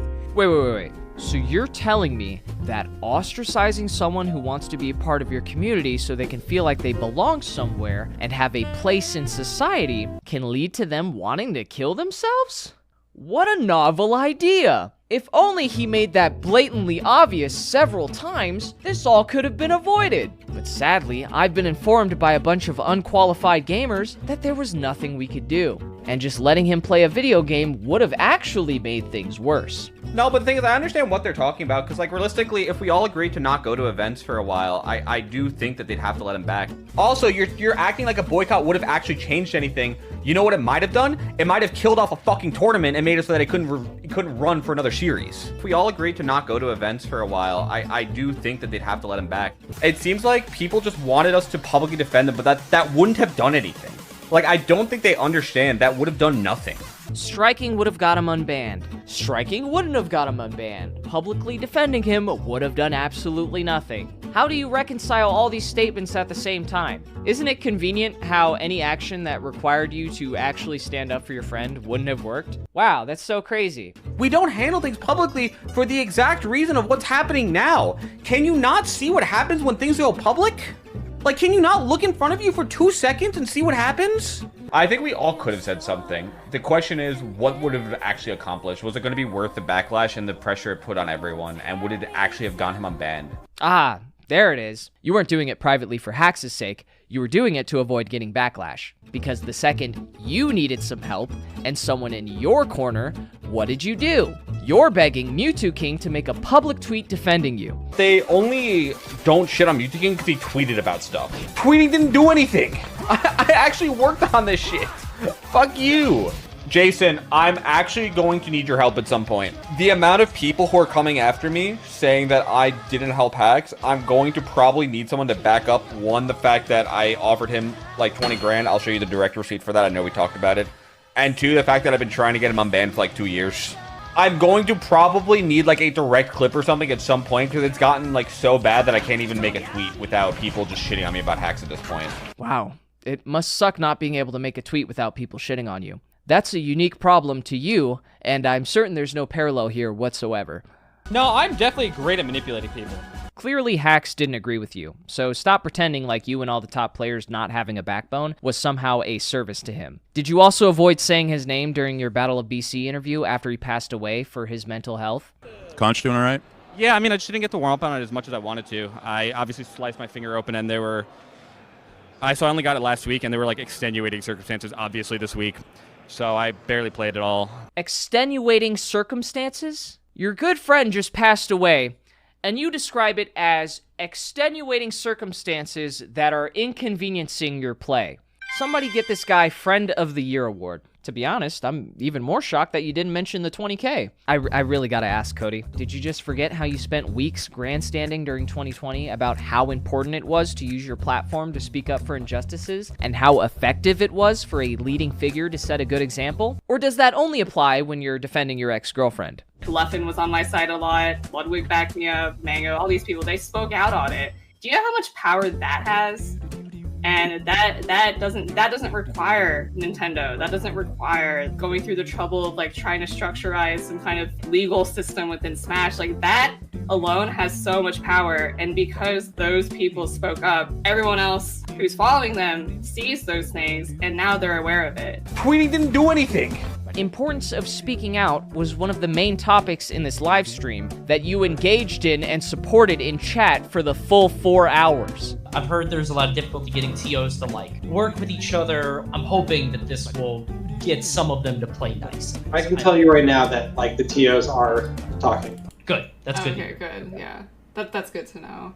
Yeah. I don't think Smash can govern itself. It's great that we finally have undeniable proof after 5 years that you all accomplished nothing, didn't learn anything, and the only thing you seem to be good at is circle jerking over how hard it is to actually do the thing you keep telling people that you care a lot about. So just a quick recap, Cody. You lied to Hax about fucking your mom for sympathy after you got with his ex, said he should be banned for a year when you got pissed he was joking about it. Then after 2 years, you try to help him get unbanned by telling him it's all an optics game and he has to take your money and go to therapy or else they won't unban him. And while you were doing all this invaluable work, it absolutely, without a single doubt, had to be done privately. Because in your professional opinion, as a guy who plays video games for a living, any public show of support for him would have poorly affected his mental health. Did I get all that right? Feel free to chime in whenever you think I missed something important here. You realize if you were a good friend and not a manipulative piece of shit, going public with your support of Hax doesn't always mean I'm going to say negative shit and hold this 20K I offered you over your head and hurt your public image for refusing my ultimatum. You could have just said something nice about him, like, I don't know, how you didn't think he was a threat and it'd be nice to have him back at events? I don't know, maybe that's asking too much. A bunch of us tried to help. We just don't know what we were supposed to do. Go on Twitter and then make other people depressed? That's what you want us to do? Seriously? If we all agreed to not go to events for a while, I do think that they'd have to let him back. Oh geez, was that good enough, Cody? Was that thorough enough for you? I hope I didn't disappoint. Now that pretty much brings everyone up to speed on Hax's ban. From here on out, I'm going to be discussing the cultural and ideological issues that have contributed to the Smash community's continual downfall. That's right, we're getting political. Woo! The Technicals Politics channel. This is also where I'm going to be talking about specific subgroups and topics like the funeral, Reddit, Melee Hell, politics, you get it. However, I don't think I can appropriately convey the message that these people need to hear in this format, so excuse me while I switch shit up mid-video. Look, I'm gonna do that thing. I do. Watch this, watch this. I use sponge here so I can focus the frame. Perfect every time. Let's go Reddit! I love Reddit. I don't know if you know this, but me and the Smash Reddit, we go way back. Today we're actually focusing on the Melee Reddit. There isn't a mod on that subreddit that I think deserves a spotlight more than Duffy. Remember how SimpleFlips' video got deleted for being low effort and unrelated to competitive play? They used that power with an iron fist. You don't know what you're talking about, and I kindly ask you to edit or remove this comment. Saying that Hax never saw compassion or support erases and downplays all of the support he got throughout his life from the NYC Melee scene. It is disrespectful to them and disrespectful to Hax to erase that. Pay your respects, but don't talk like you knew him. Duffy did not know Hax at all, by the way. I don't think Hax also would have gave a fuck about disrespecting NYC Melee, but okay. Here's Duffy also flexing his unqualified opinion on mental health by comparing playing Melee to being addicted to fentanyl. How the fuck do you compare playing a video game to taking drugs? It is not the same. It is not the same as being an alcoholic or a fent addict. The moderation is very strict, okay? They delete comments all the time if it goes against like a narrative or insights, drama, or fucking whatever. But he also just flat out refuses to mod comments from people agreeing with him when they cross a line, or just straight up imply that other people should kill themselves. Mods, can we please do something about the influx of idiots and concern trolls who show up with the same format username? First word underscore second word numbers. I'm sure you're up to your ears in bullshit right now, but it's so hard not to tell these people to kill themselves. New accounts are filtered by a minimum Reddit karma. If there's something that's not filtered, please report stuff. I've seen you mod shit for way less. How does this one pass the bar? He's like fighting back, trying to tell people to kill themselves. Fuck technicals, and every single gremlin who listens to what that dumb fuck says. Look at Duffy watering at the mouth here for more drama. Is there a new thing we should know about? Turns out the OP was complaining because I called out Salt for putting their bulge on full display at an all-ages Smash event, and then in a reply to that, few overstand implies that I should be triggered to kill myself. Right there, right under Duffy's post. But since he thinks I'm a freak, he's gonna let that one slide. Here's Duffy trying to police someone who actually knew Hax by telling them to grieve somewhere else because he didn't like the negativity. This guy's post also coincidentally got locked. Sometimes people need to get things out for their own closure. That's how I read this. That's something for a personal journal or diary then, in my opinion. Not something for randos to comment on. Parentheses, I am also a rando here. He automatically thinks he has the moral high ground by default. So he doesn't even realize how much of a massive piece of shit he's being here. And if they let guys like this be a moderator, I think you can understand what kind of a cesspool that entire community has cultivated. The final boss of Redditors is King Hippo 42, who writes these long-ass blog posts about Hax, blaming everything on his struggle with mental illness and using his situation to complain about a culture war. He's like their messiah. Every time he posts, oh my god, this is so well written. And the nuance is just, there's just so much nuance. They love these stupid ass write-ups because it helps dissolve them of any accountability and convinces them that they were completely justified in how they treated Hax like a social pariah. Stuff like this is also why Redditors can't exist on a platform like Twitter, because when they start losing these arguments, they realize they can't downvote you out of existence or call up a mod to abuse their power and silence you. Just face it, you lost in the marketplace of ideas. So pack it up and take your ass to Blue Sky.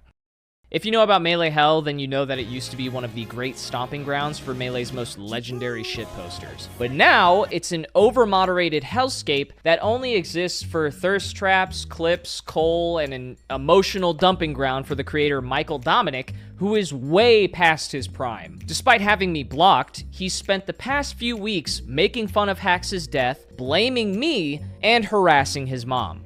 But he posted a sick clip of Roy Mustang crying when he passed away, so that kind of makes up for everything. How sad is it that not even your own Facebook group supports you anymore? The admins on the Facebook page outright banned discussion of Hax's ban. When someone called for reform, the comments got turned off. Hashtag justice for Aziz, comments turned off. Melee Hell used to have cultural relevance in the community and stood up against the censorship on Facebook. But now they're doing it to themselves for free. And no one gives a fuck about Facebook or this washed up Twitter account. Oh, how the mighty have fallen. I know you clicked on this timestamp, so welcome. There's a few YouTube creators who have chosen to speak on this topic. Oh, let's talk about what I really love to talk about, which is technical. Yes. I made a non-clickbait thumbnail and a non-clickbait title about technicals. And what did it say? And after looking at what they had to say, I'm 100% certain they have no idea what they're talking about. Commentary recently has devolved into, let me give my surface level opinion about everything, and whoever gives me attention first is getting turned into a 5-hour live stream. Well, today's your lucky day, kids, because I'm gonna provide your paycheck for the week. And our good friend Tommy C has graciously volunteered his free emotional labor. Who did technicals get off? Sky, right? And did he do the Nero video? Did we establish that? The Naro video? He did a Nairo video. He was talking about something about the Nairo ban. Was it the defense or the ban itself? Double check it. All right, okay, we don't know. Who did he get off? Sky? Did he do the Nairo? Mayo? Nahiro? Nabeyo? Was it a defense? Oh geez, Tommy, I don't know. It's only one of my biggest videos ever that pops up as the top Google search, and I literally sell shirts with the slogan Ban Nairo. You tell me, dumbass. All right, okay, we don't know. It was a ban appeal video. Sorry. It was a ban appeal video. Another guy that was what? Talking underage kids, right? I think underage boy. Whatever. Shit in a hotel room. Okay, so that guy didn't get off. He's still banned, correct? The responsible thing to do was to keep Hax out of those tournaments because he was clearly emotionally unhinged by no fault of his own. If they'd left this guy in and he'd have done something, that would have been all their asses, deservedly so. And considering the fact that he eventually stepped in front of a train, unfortunately, that proved their point. Do you guys think that Tommy even knows that Hax was going to events for like a full year? Probably not, right? Do you remember the guy that Technicals was pushing to write a completely unhinged, unfactual, and mentally ill piece about this other Spanish player called Leffen? You told him, Hax, what you're doing here is great, and not, Hax, buddy, please don't release that. Yeah, that's right, Technicals. That's what the problem was. You weren't a friend. Use Zero and use this guy too. Absolutely. And I can see, I don't know who cares what your motivations were? You base this off of nothing.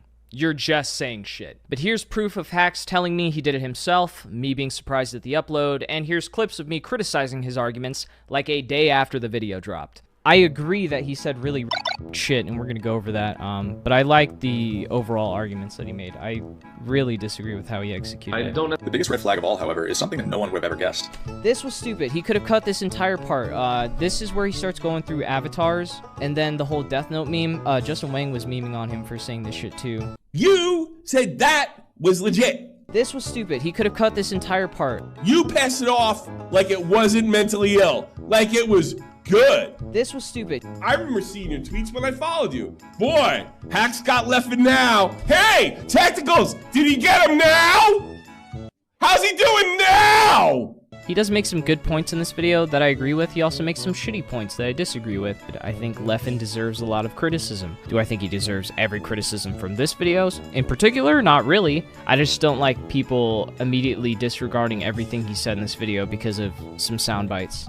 How's he doing now? I don't know who cares what your motivations were? Knowing you probably skipped to this part of the video instead of doing your due diligence. So here's also the screenshots of me telling him not to make videos from the earlier segment that you didn't watch, and proof of me telling him to distance himself for good measure. You're welcome. Piece of shit Technicals was pushing our community to get on board with these videos that he was making on Leffen. Like, he wanted to be on our crew so we could root for his bullshit. He keeps framing it as if I asked them for their help. Hey Tommy, why the fuck would I ever need your help? Breaking news! I don't know if you've noticed, but you run a dead channel. I should write this segment off on my taxes because this entire response is considered charity. I think Technicals was one of the most talented guys I've ever spoken to. He was iDubbbz level. He was that talented. I'm sorry, Technicals is smart. He's creative. He's funny. He's not an idiot. I think Technicals is smart. He's sexy. He's got a peanut butter complexion and a BBC Junior to boot. Wow, thanks, Tommy. That means a lot coming from a drunk, washed-up live streamer. There's two types of friends in this world. Those that bail you out, and the ones that are sitting right next to you when you get bailed out. Too bad I can't say the same for you. And the only reason I'm giving you the most attention you'll get until you let Keem glaze you like a donut is because your responses are so factually inaccurate and fueled by blind alcoholic rage that you make the perfect punching bag to get my point across.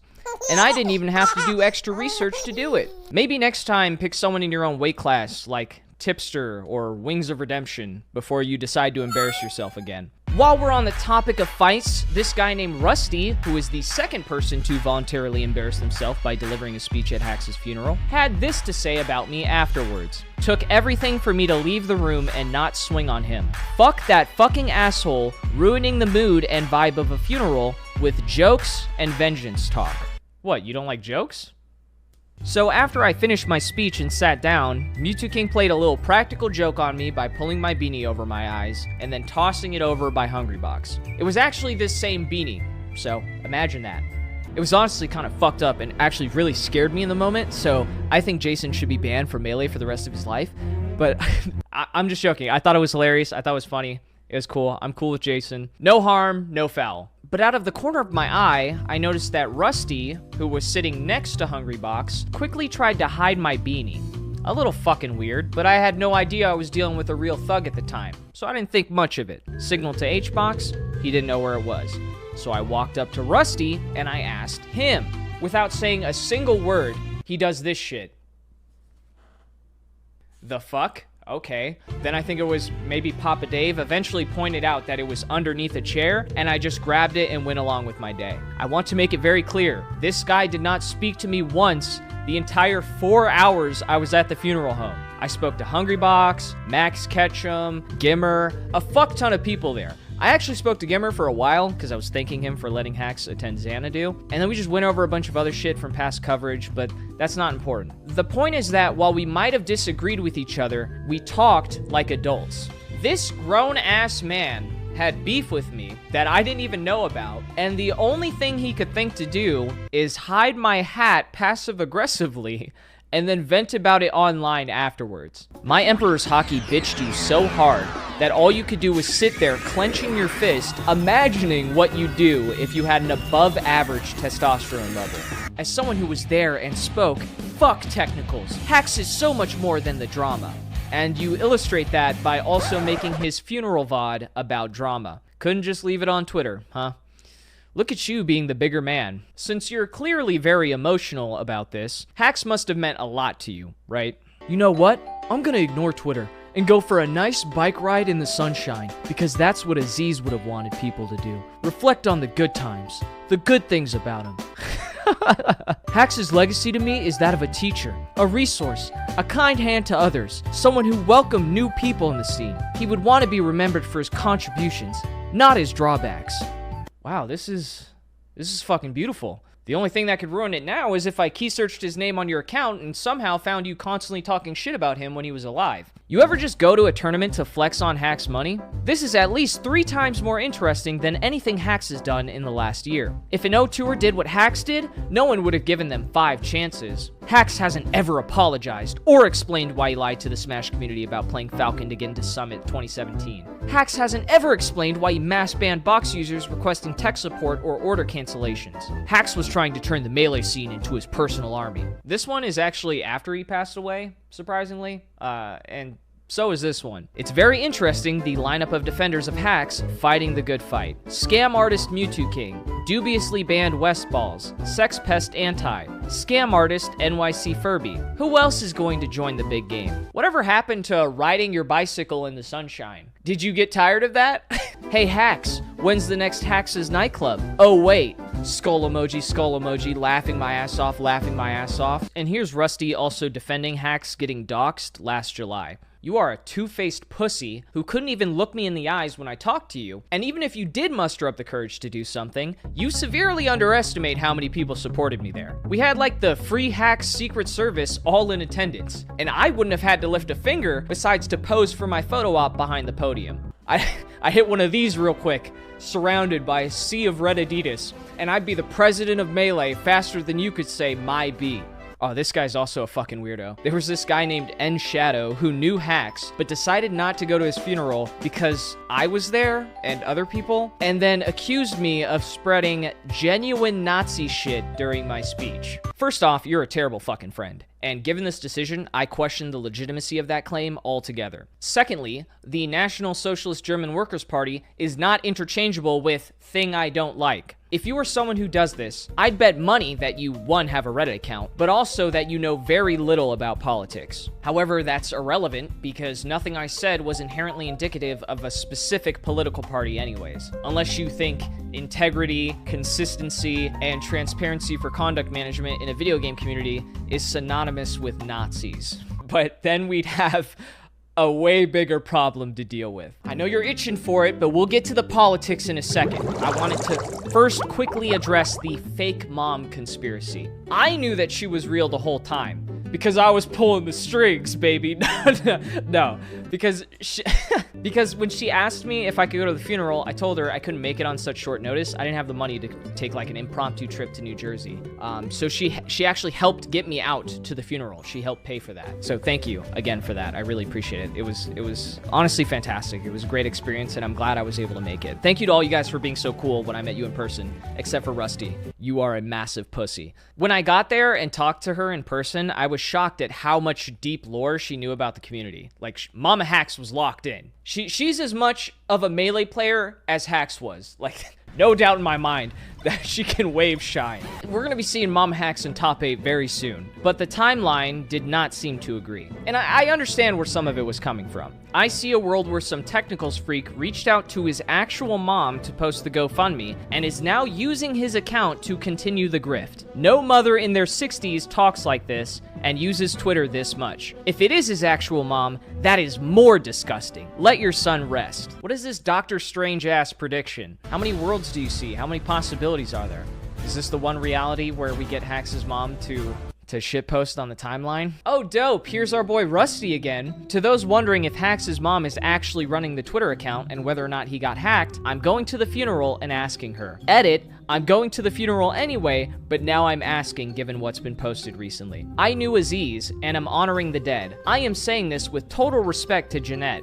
I don't think it's her behind those tweets. Did you get confirmation on this one way or the other? Based on what happened, I'm wrong and sad. It's okay, Rusty. Just go ride your bike. You'll be fine. This guy, in response to someone asking if Hax was actually dead and if there was an obituary on the day of Hax's livestream funeral, he said, I don't know. The whole thing is sus. This is like when Lyrics DM'd Too Mad to check if he was dead. I don't know, man. This seems kind of sus. Literally the day of his funeral. The day of his funeral. It's fucking idiot, bro. Hello everyone, my tag is Mech, reporting on everything that I like to suggest for the Melee community and hopefully to be featured on Technical's video. Oh, I can't wait. I can't wait for this segment to get clipped out of context. Watch how this goes over people's head, like almost instantaneously. This is more a general problem with the internet, but it's extremely relevant to this discussion and it pisses me off, so I'm gonna talk about it real quick. When something happens that you don't like, you can either categorize it as a right-wing problem or a left-wing problem. You could pour a bowl of cereal, find out there's no milk left in the fridge, and then blame it on Bidenomics or Trump's tariffs. And some genius will unironically find a way to agree with you, even though you just forgot to pick it up on your last grocery run. That is the level of discourse I'm forced to engage with daily. In this case, because the Smash community is predominantly left-wing, and it's one of the main things that I talk about, and for the most part, I'm against them, they rationalize their hatred of me by accusing me and others of being right-wing, far-right, a national socialist. Technicals and Manalord being allowed at Hax's funeral and using their eulogies to own the libs is a new low I didn't even know we could reach. That funeral was just so disrespectful to his legacy. He would have hated the way it ran and who spoke. Right-wing grifters took it over. Hax dies and then we want to like put all the blame on trans people. That's what they do. Conservative, fascist, Christo-fascist. The loudest people about this topic are also all right-wing grifters for some fucking reason. Spend 2 minutes on the trending tab and you're hit with Technicals and his supporters, a verified account called Fox News SSB, known bigots, and people reposting 4chan screenshots about the situation.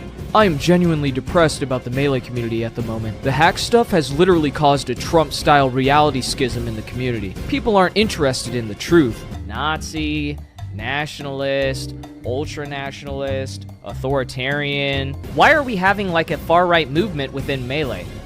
Technicals. As someone somewhat involved with Melee in New England, I personally knew multiple of the sign-offs on that ban that wouldn't have done so without evidence. Evidence I didn't care to see. Fucking hate what Technicals did to the community. Guy is the libs of TikTok of the Smash community. Here we have a couple of left-wing users on Blue Sky actually noticing this pattern and being fed up with getting painted as right-wing for no reason. Don't get me wrong, there's definitely an audience for a right-wing grift, if that's the route I wanted to go. Woke Smasher gets 3-0'd by facts and logic. That would go hard. That would go insanely hard. But the major problem is that I don't give a fuck about politics. If you haven't noticed, there is literally a right-wing sector of the Smash community that I don't promote at all, despite being asked to on several occasions. You know what I told them? That introducing your unnecessary polarizing politics into a video game community is inevitably going to alienate participants and cause a problem for sponsors. If you somehow make Mario punching Donkey Kong about hating trans people or sex reassignment surgeries, I think you're both obnoxious as fuck. Yeah, I check in with the Melee community for their nuanced take on Israel-Palestine. Yeah, hello? Yeah, I was just checking to see if anyone's asked Mango about his stance on abortion recently. No? He's still just playing Falco. Oh, okay. Because my job is on the internet, I'm forced to see shit I don't care about every single day. And on top of that, we have Pikachu playing politicians whose only credentials is saying the N-word, giving me a lecture on infectious diseases, and Kyle Rittenhouse. So even if I did want to sit here and espouse my political beliefs, no one would or should give a flying fuck what a random YouTuber or Smash player thinks about global or economic policy. Oh, clip it, checkmate. He said his opinions don't matter. Another dub for the Democrats. I also don't know why you guys act surprised that there's an entire right-wing Smash community when you explicitly ban people for being openly right-wing. So I was actually banned officially.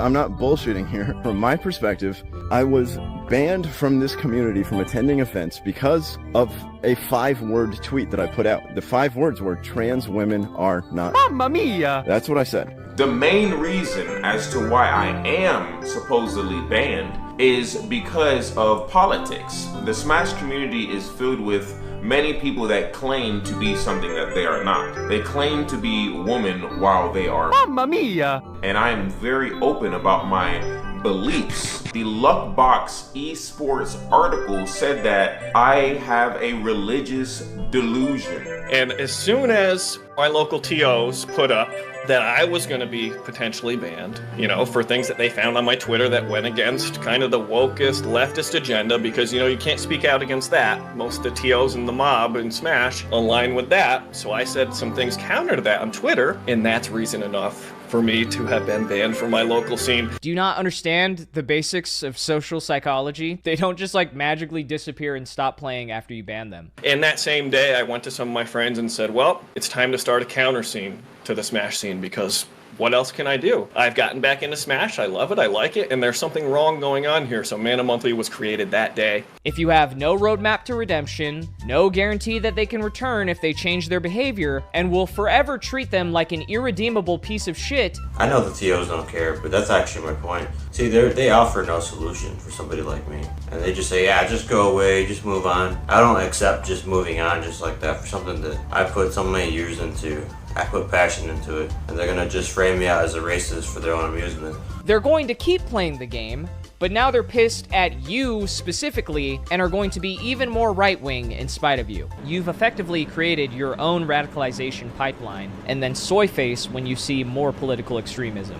No bullshit, I'm being 100% genuine when I tell you this. The solution is to get rid of politics entirely, not to shoot up a fucking signal flare to your opposition every time you feel your worldview being slightly challenged. If you did that one simple thing, you wouldn't have to deal with a 2-party system and radical political activism in a Nintendo party game.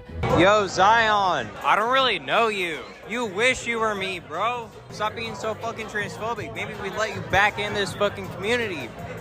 Bitch! But you've made it very clear that you prefer engaging in radical political activism. You are all incredibly naive, and I'm certain that even when you know the answer, you will continue to sabotage yourself, and nothing will change anytime soon. Oh, would you look at the time?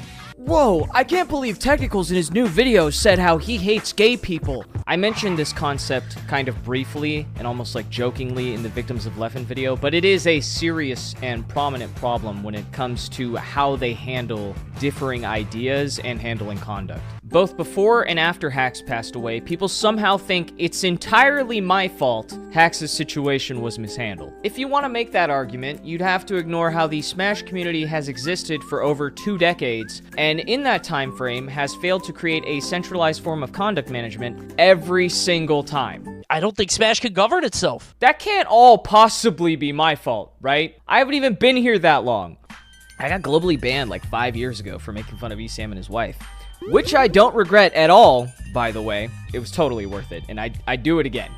In fact, I literally did it again just over a month ago. So let me get this straight. If this is your argument, then you're telling me that the community for the highest selling fighting game of all time gets derailed by one banned, modestly sized YouTuber, and that doesn't make you start to question the competence of the people in charge? Okay, I'm just saying. Just seems like a lot to take in, but if that's the narrative you want to roll with, I can't stop you. If you didn't want me to be the spokesperson for free hacks, here's a novel idea. Maybe you should have said something for your friend and helped him out of a shitty situation. There's a lot of nuance here that you have to take with a grain of salt, and if I have to become the guy that does that investigative work and is the arbiter of all of this, like, I don't know. I just don't want that to be me. You know what I'm saying? You're not that guy, pal. Trust me. You're not that guy. Yeah, maybe I could have said free hacks a few more times. Maybe I should have said it on Twitter instead of being a giant pussy. But I can say 4 hacks now and mean it and push it because we can prevent this from happening. I'm only using these clips of Hungrybox to kind of illustrate a broader point here because I think he said it best. I don't think conversations had to happen privately. I think they were held privately because Smash players are massive pussies and want to avoid getting criticized. That's why on Reddit they're now banning links from Twitter and planning an exodus to Blue Sky. Or really just anywhere they don't have to see other people's opinions. You know what we need to do? Honest to God, we have to move back to Reddit. I know I've given Juan a lot of shit over the years, busting his balls, but as a man, I have a newfound respect for him. Nobody has genuinely felt as remorseful as I think he does. He apologized directly to Hax's mom, admitted his faults multiple times, which as someone who already helped Hax by letting him join his tournament, he really didn't have to. He could have flown under the radar very easily and just waited out the storm like everyone else. But he didn't. As someone who probably knows what it's like to get alienated by his peers, there's a certain level where I can empathize with him and understand why he might not want to be put back in that position. But that's definitely not the case for everybody. That's a very unique situation. Don't use Juan. Don't use Juan now. You're not Hungrybox, okay? And no, I didn't just learn empathy at 27. Before I let you out of here though, one last thing. Can I get a free hacks? Oh my God. I'm kidding. Get out of here. I'm not trying to get you. I'm kidding. It's a joke. It's a joke. I can't make a joke. That's crazy. I'll see you later, man. Get out of here before you get canceled. I was gonna do this last podcast. Get out of here, Zain. Bye-bye. This is why no Melee players want to come on the podcast, and he's asking why. After that infamous clip of Zain with EE, he went on to say free hacks was damaging, hacks needed help, not from him, of course, and then sympathized with how hard TOing is and vouched for their good faith nature. I used to run my own event back in the day. It's not that fucking hard unless you're running like a super major. I can understand the logistics of that being a lot more complicated, but every TO's job is not fucking hard. You set up a bracket and you announce matches. Whoop-de-fucking-do. But saying all of that made him reminiscing on how much Hax loved Melee after his passing ring pretty hollow, especially considering he peddled the same narrative that kept him banned for no reason. Unbanning him serves as a band-aid for a much larger problem. Who gives a fuck if it's a band-aid? You give a kid a Spider-Man band-aid and they're like one of the fucking Avengers. They're ecstatic. They're all over the place. They're good as new. I think we should have tried that. It could be Dora or whatever, just some kind of band-aid, some kind of adhesive strip. Maybe if he got a band-aid once in a while, he wouldn't have gotten an infection in his amputated leg. Clearly, in hindsight, you guys were wrong the entire time. But the only one man enough to apologize and admit it, again, is Hungrybox. Oh yeah, Zain's post kind of reminds me of how in Moky's remembrance post, he says, "In the last couple of years, there are things that I regret and wish that I'd have done differently, and frustrations that I wish I'd made a better effort to voice differently. But they came from a place of care and wanting to see someone who I called a friend and an inspiration succeed." Dude, you saw a post of a tournament series giving Hax a chance, and you took a joke out of context to quote retweet that post to smear him and try to keep him banned. The best way to get me unbanned is to make other players look bad. We have to be able to directly compare my behavior to other people. Show them that I'm not that bad after all. Yo, that's like the best way if you want the truth. Get those Moky clips out. Then you responded that you knew it was a joke after he apologized to you and said it wouldn't happen again, which he didn't have to do. And then you said how he could tweet about growth and reflection all he wanted, but you were not seeing it. Just shut the fuck up, Moky. No one is buying this. Why don't you go join Salt and tell someone to himself at a tournament again? Fucking yourself.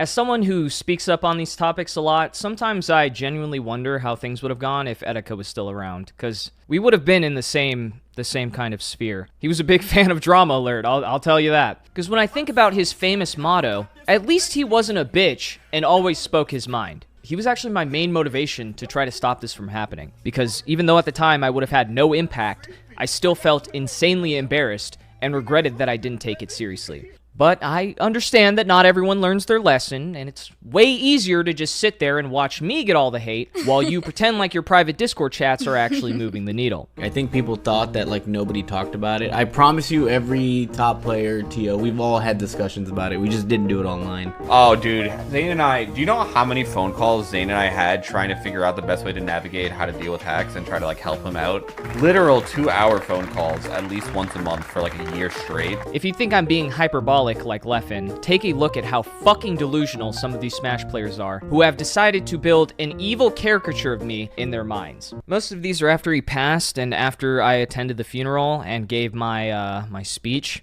If I ever see you justify anything Technicals or any adjacent Smash Groiper does, I am cutting you off.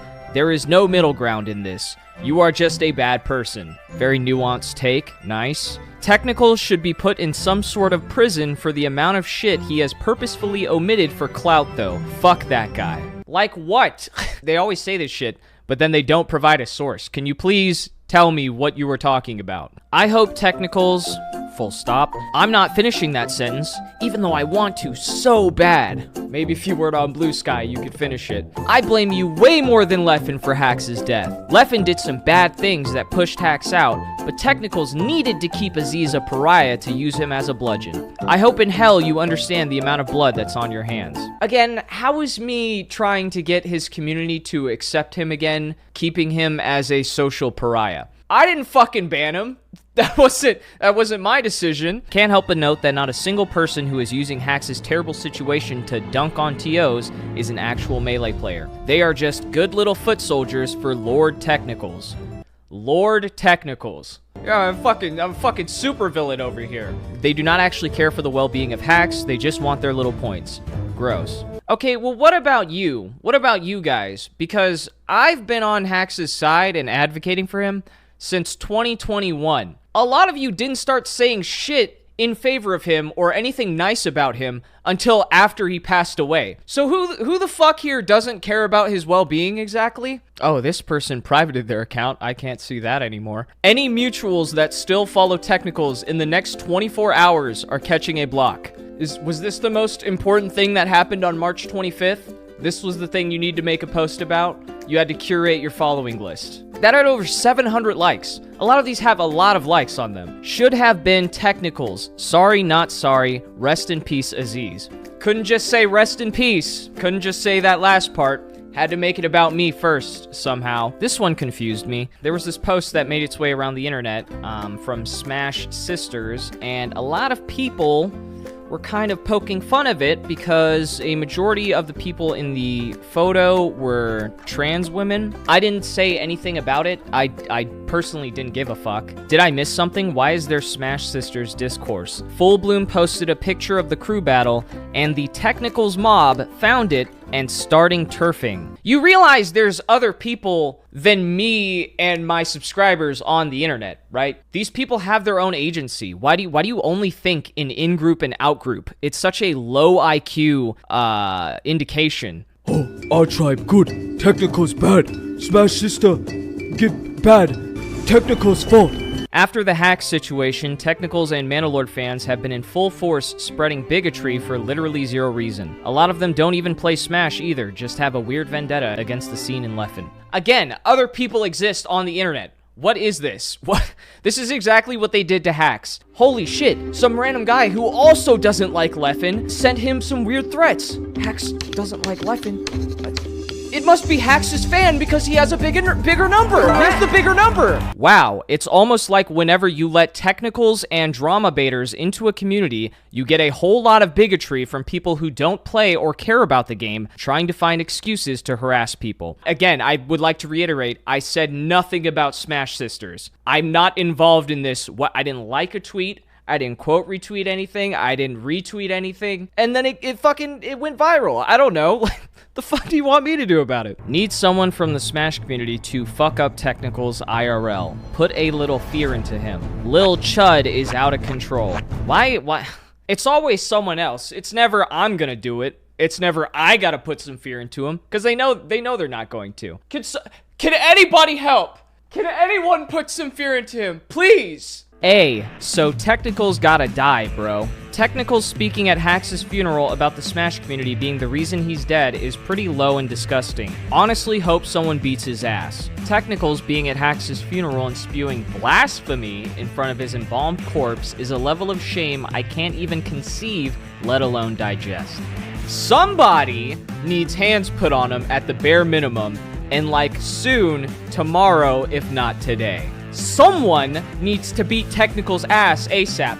Not Gorillionaire. Somebody, please! Can somebody beat this guy's ass? Anyone? Nobody?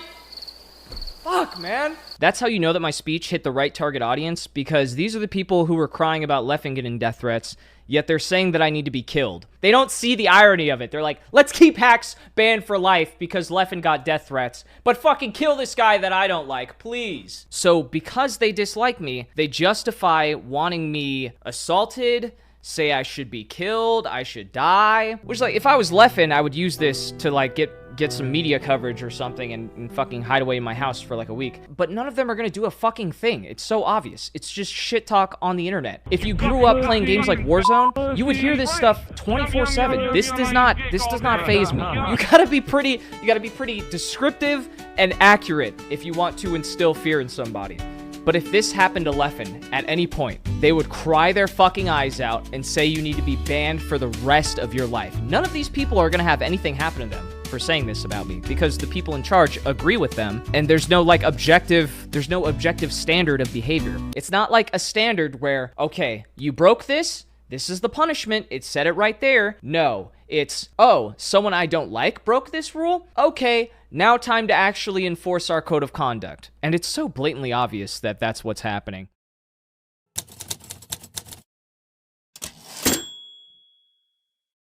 There's absolutely no reason that this had to end like this. You all know you fucked up. I didn't have to make hours of video essays for you to realize that. But while Hax apologized month after month, where was the accountability for mishandling his situation in the first place? Instead of apologizing and maybe showing him a little bit of grace, they layered on new demands and punished Hax for being upset at them. In their attempt to reprimand him for perceived wrongdoings, they ironically proved his initial criticisms to hold true. Dangling his passion over his head to force him to go to therapy, issuing a gag order on all criticism of Leffen or discussion of his treatment, and all while providing no real guarantee or pathway to reintegrate as a member of their community. It would be easier to make a list of what isn't considered authoritarian here. If you guys learn one thing from this, let it be that sometimes you don't need to fix everything all at once. Sometimes a band-aid and friends who care about you really is enough. The Smash community denied him both. They knew exactly what he was asking for and chose to ignore him because they knew what was best. Did you get the result you wanted? Do you feel like you did everything right? Was your arrogance worth it? Do you feel like you won? Did you minimize harm and maximize happiness? What a set. Hax Money out at 4th place at Genesis 7. Hungrybox moves on to face Mango. Hax played so well. I'm so proud of him. I really am. I mean, yeah, you're right. I've known him for more than 10 years. I've known him since he was a small boy. A small boy. And, you know, what a story. It's like the spirit of Melee. So many of us have played the game for years and years and years and years, and we haven't really made it to the stage where we feel we can play. Right. And here he is. Here he is. His last a testament to all of us who've worked so hard. Yeah. That's all I had left to say. Hax always did want to set the record straight, and I wouldn't be able to sleep at night if I didn't at least pay my respects one last time. I haven't been able to sleep much because all I've been doing is going over information, reading documents, gathering clips, just knowing in the back of my head that none of it fucking matters. It doesn't matter. Nothing's gonna change here. I've been doing this for 5 years. 5 years I've watched them not do a single fucking thing. I've watched them all stand on podiums and declare that there's going to be change. Declare that there's going to be more effort put forth to handle conduct. For 5 years, they've done fuck all. There is nothing to show for it. And if the Smash community doesn't stop and take a hard look at themselves and fix the way that they deal with conduct, it won't be Nintendo that kills the game. It'll be a slow and painful road paved brick by brick with good intentions. Thank you guys for watching. I know it was a long video. And, rest in peace, man.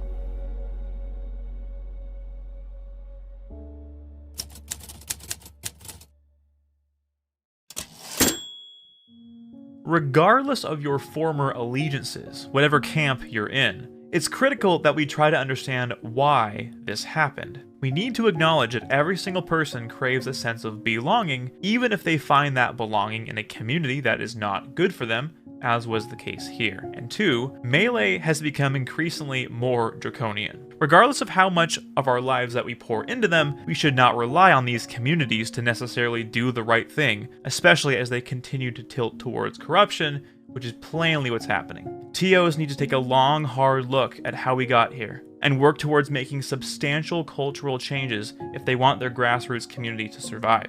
Rest in peace, Hax. We're going to miss you.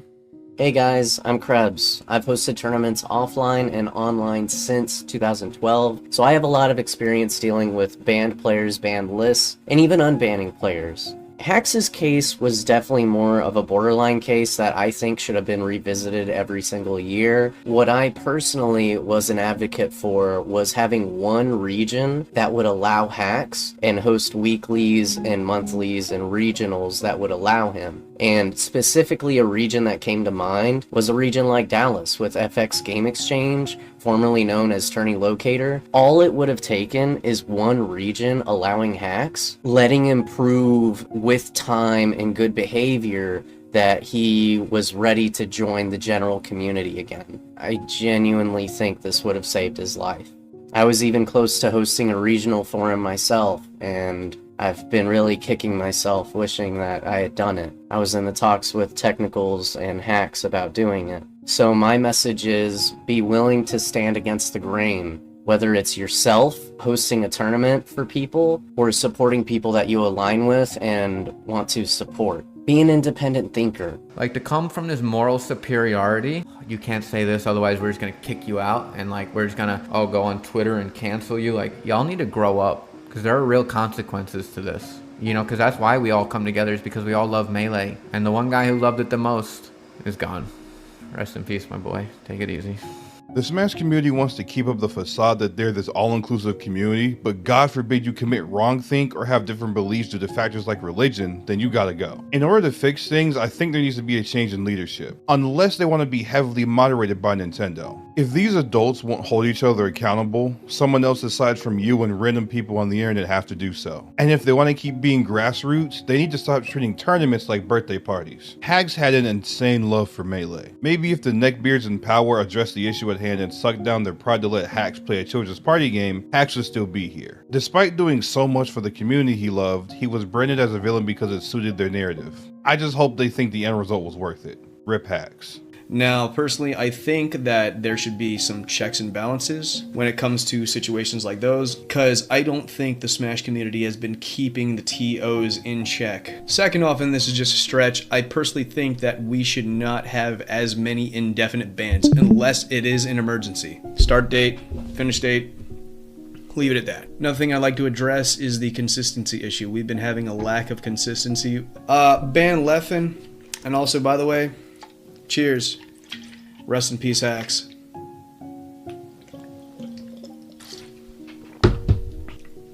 Worth it. Like, one big thing about the Hax situation that actually fucks me up, just the amount of people that are so willing to not see the side of someone like being pushed out of their passion, with fucking zero chance of remorse of coming back. And like, I don't think people see the gravity of that.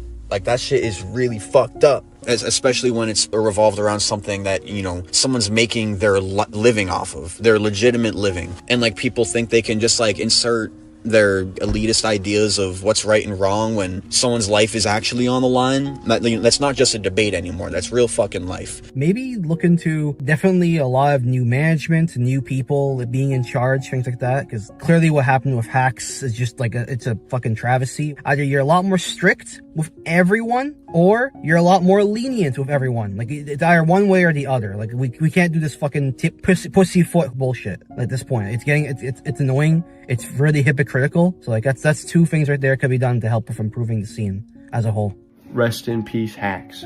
I'd say at the very least, I would like for repercussions to be made for specifically Leffen and the New York scene of Super Smash Bros. Melee, alongside the long list of the people that banned Hax that they are desperately trying to hide. But if there is really anything else to end off with, I just want to say rest in peace again to Hax. I still can't believe this is fucking happening. Don't let this ruin your love for fighting games. Don't let this ruin your love for Melee and Smash at large. And don't let this ruin your love for the FGC, if you are also a part of the FGC community. I'm sure we could all learn a valuable lesson about this. 1, form some sort of interdisciplinary group. This should be an outside third party. Furthermore, obviously there needs to be proper rules and procedures for banning and appealing. In like Hax's case, that was completely egregious and, in my opinion, very deliberate. This isn't just about one person. It's about a system that failed to consider the human cost of its decisions. I would not like to excuse people's mistakes, but to challenge the way we handle them. If we truly care about community safety, that care needs to extend to everyone, not just people we feel comfortable supporting, but also people who've struggled or may have done something wrong. No one should ever feel their life is over because a group decided they didn't deserve another chance. Let Hax's memory serve as a wake-up call. Not to divide us further, but to ask harder questions, push for better systems, and to build a scene that heals rather than harms. In all of this, where were his friends? The friends that he had spent countless years with. His supposed friends either ignored him, treated him like Voldemort, or actively contributed to the abuse and harassment that he faced on Twitter. To anyone trying to pretend that they didn't see this outcome coming for years, they're clearly just lying to you. We all saw him on X, slowly but surely deteriorating after years and years of being ignored. We have tried on countless occasions to try and talk to these people, and they can't even admit what they did was wrong. My final words are these. Sorry. Sorry to Hax that he had to die for anything to happen, and sorry to his mom. This didn't have to happen. Thanks to Tech for letting me speak, and RIP Hax. It happened with Etika too, where the internet continues to act without remorse towards people who are crying for help in a veiled way. And what do people do? They continue to troll, they continue to pick at them, they continue to disregard them, spread rumors about them to other people so that people could like disconnect from them, not associate with them. Remember, we're humans, right? We thrive off connection. He literally passed away from extreme depression, from extreme sadness, from just crying and being sad and feeling left out. Imagine leaving the planet that way, bro. That's so depressing. That's so sad. So many people that I thought didn't care about me checked in. Whenever there's death, that's when people remember, oh wait, we're all humans and we should like check in on each other. We should make sure everybody's good. And it sucks because after a decent amount of time passes, people revert to the way they are. They revert to showing disregard for human life again. And then the cycle continues. I just want to say rest in peace to Hax. Very good person, good friend of mine for a long time. And it sucks to know that his parents have to bury him. With that said, thanks everybody for listening, man.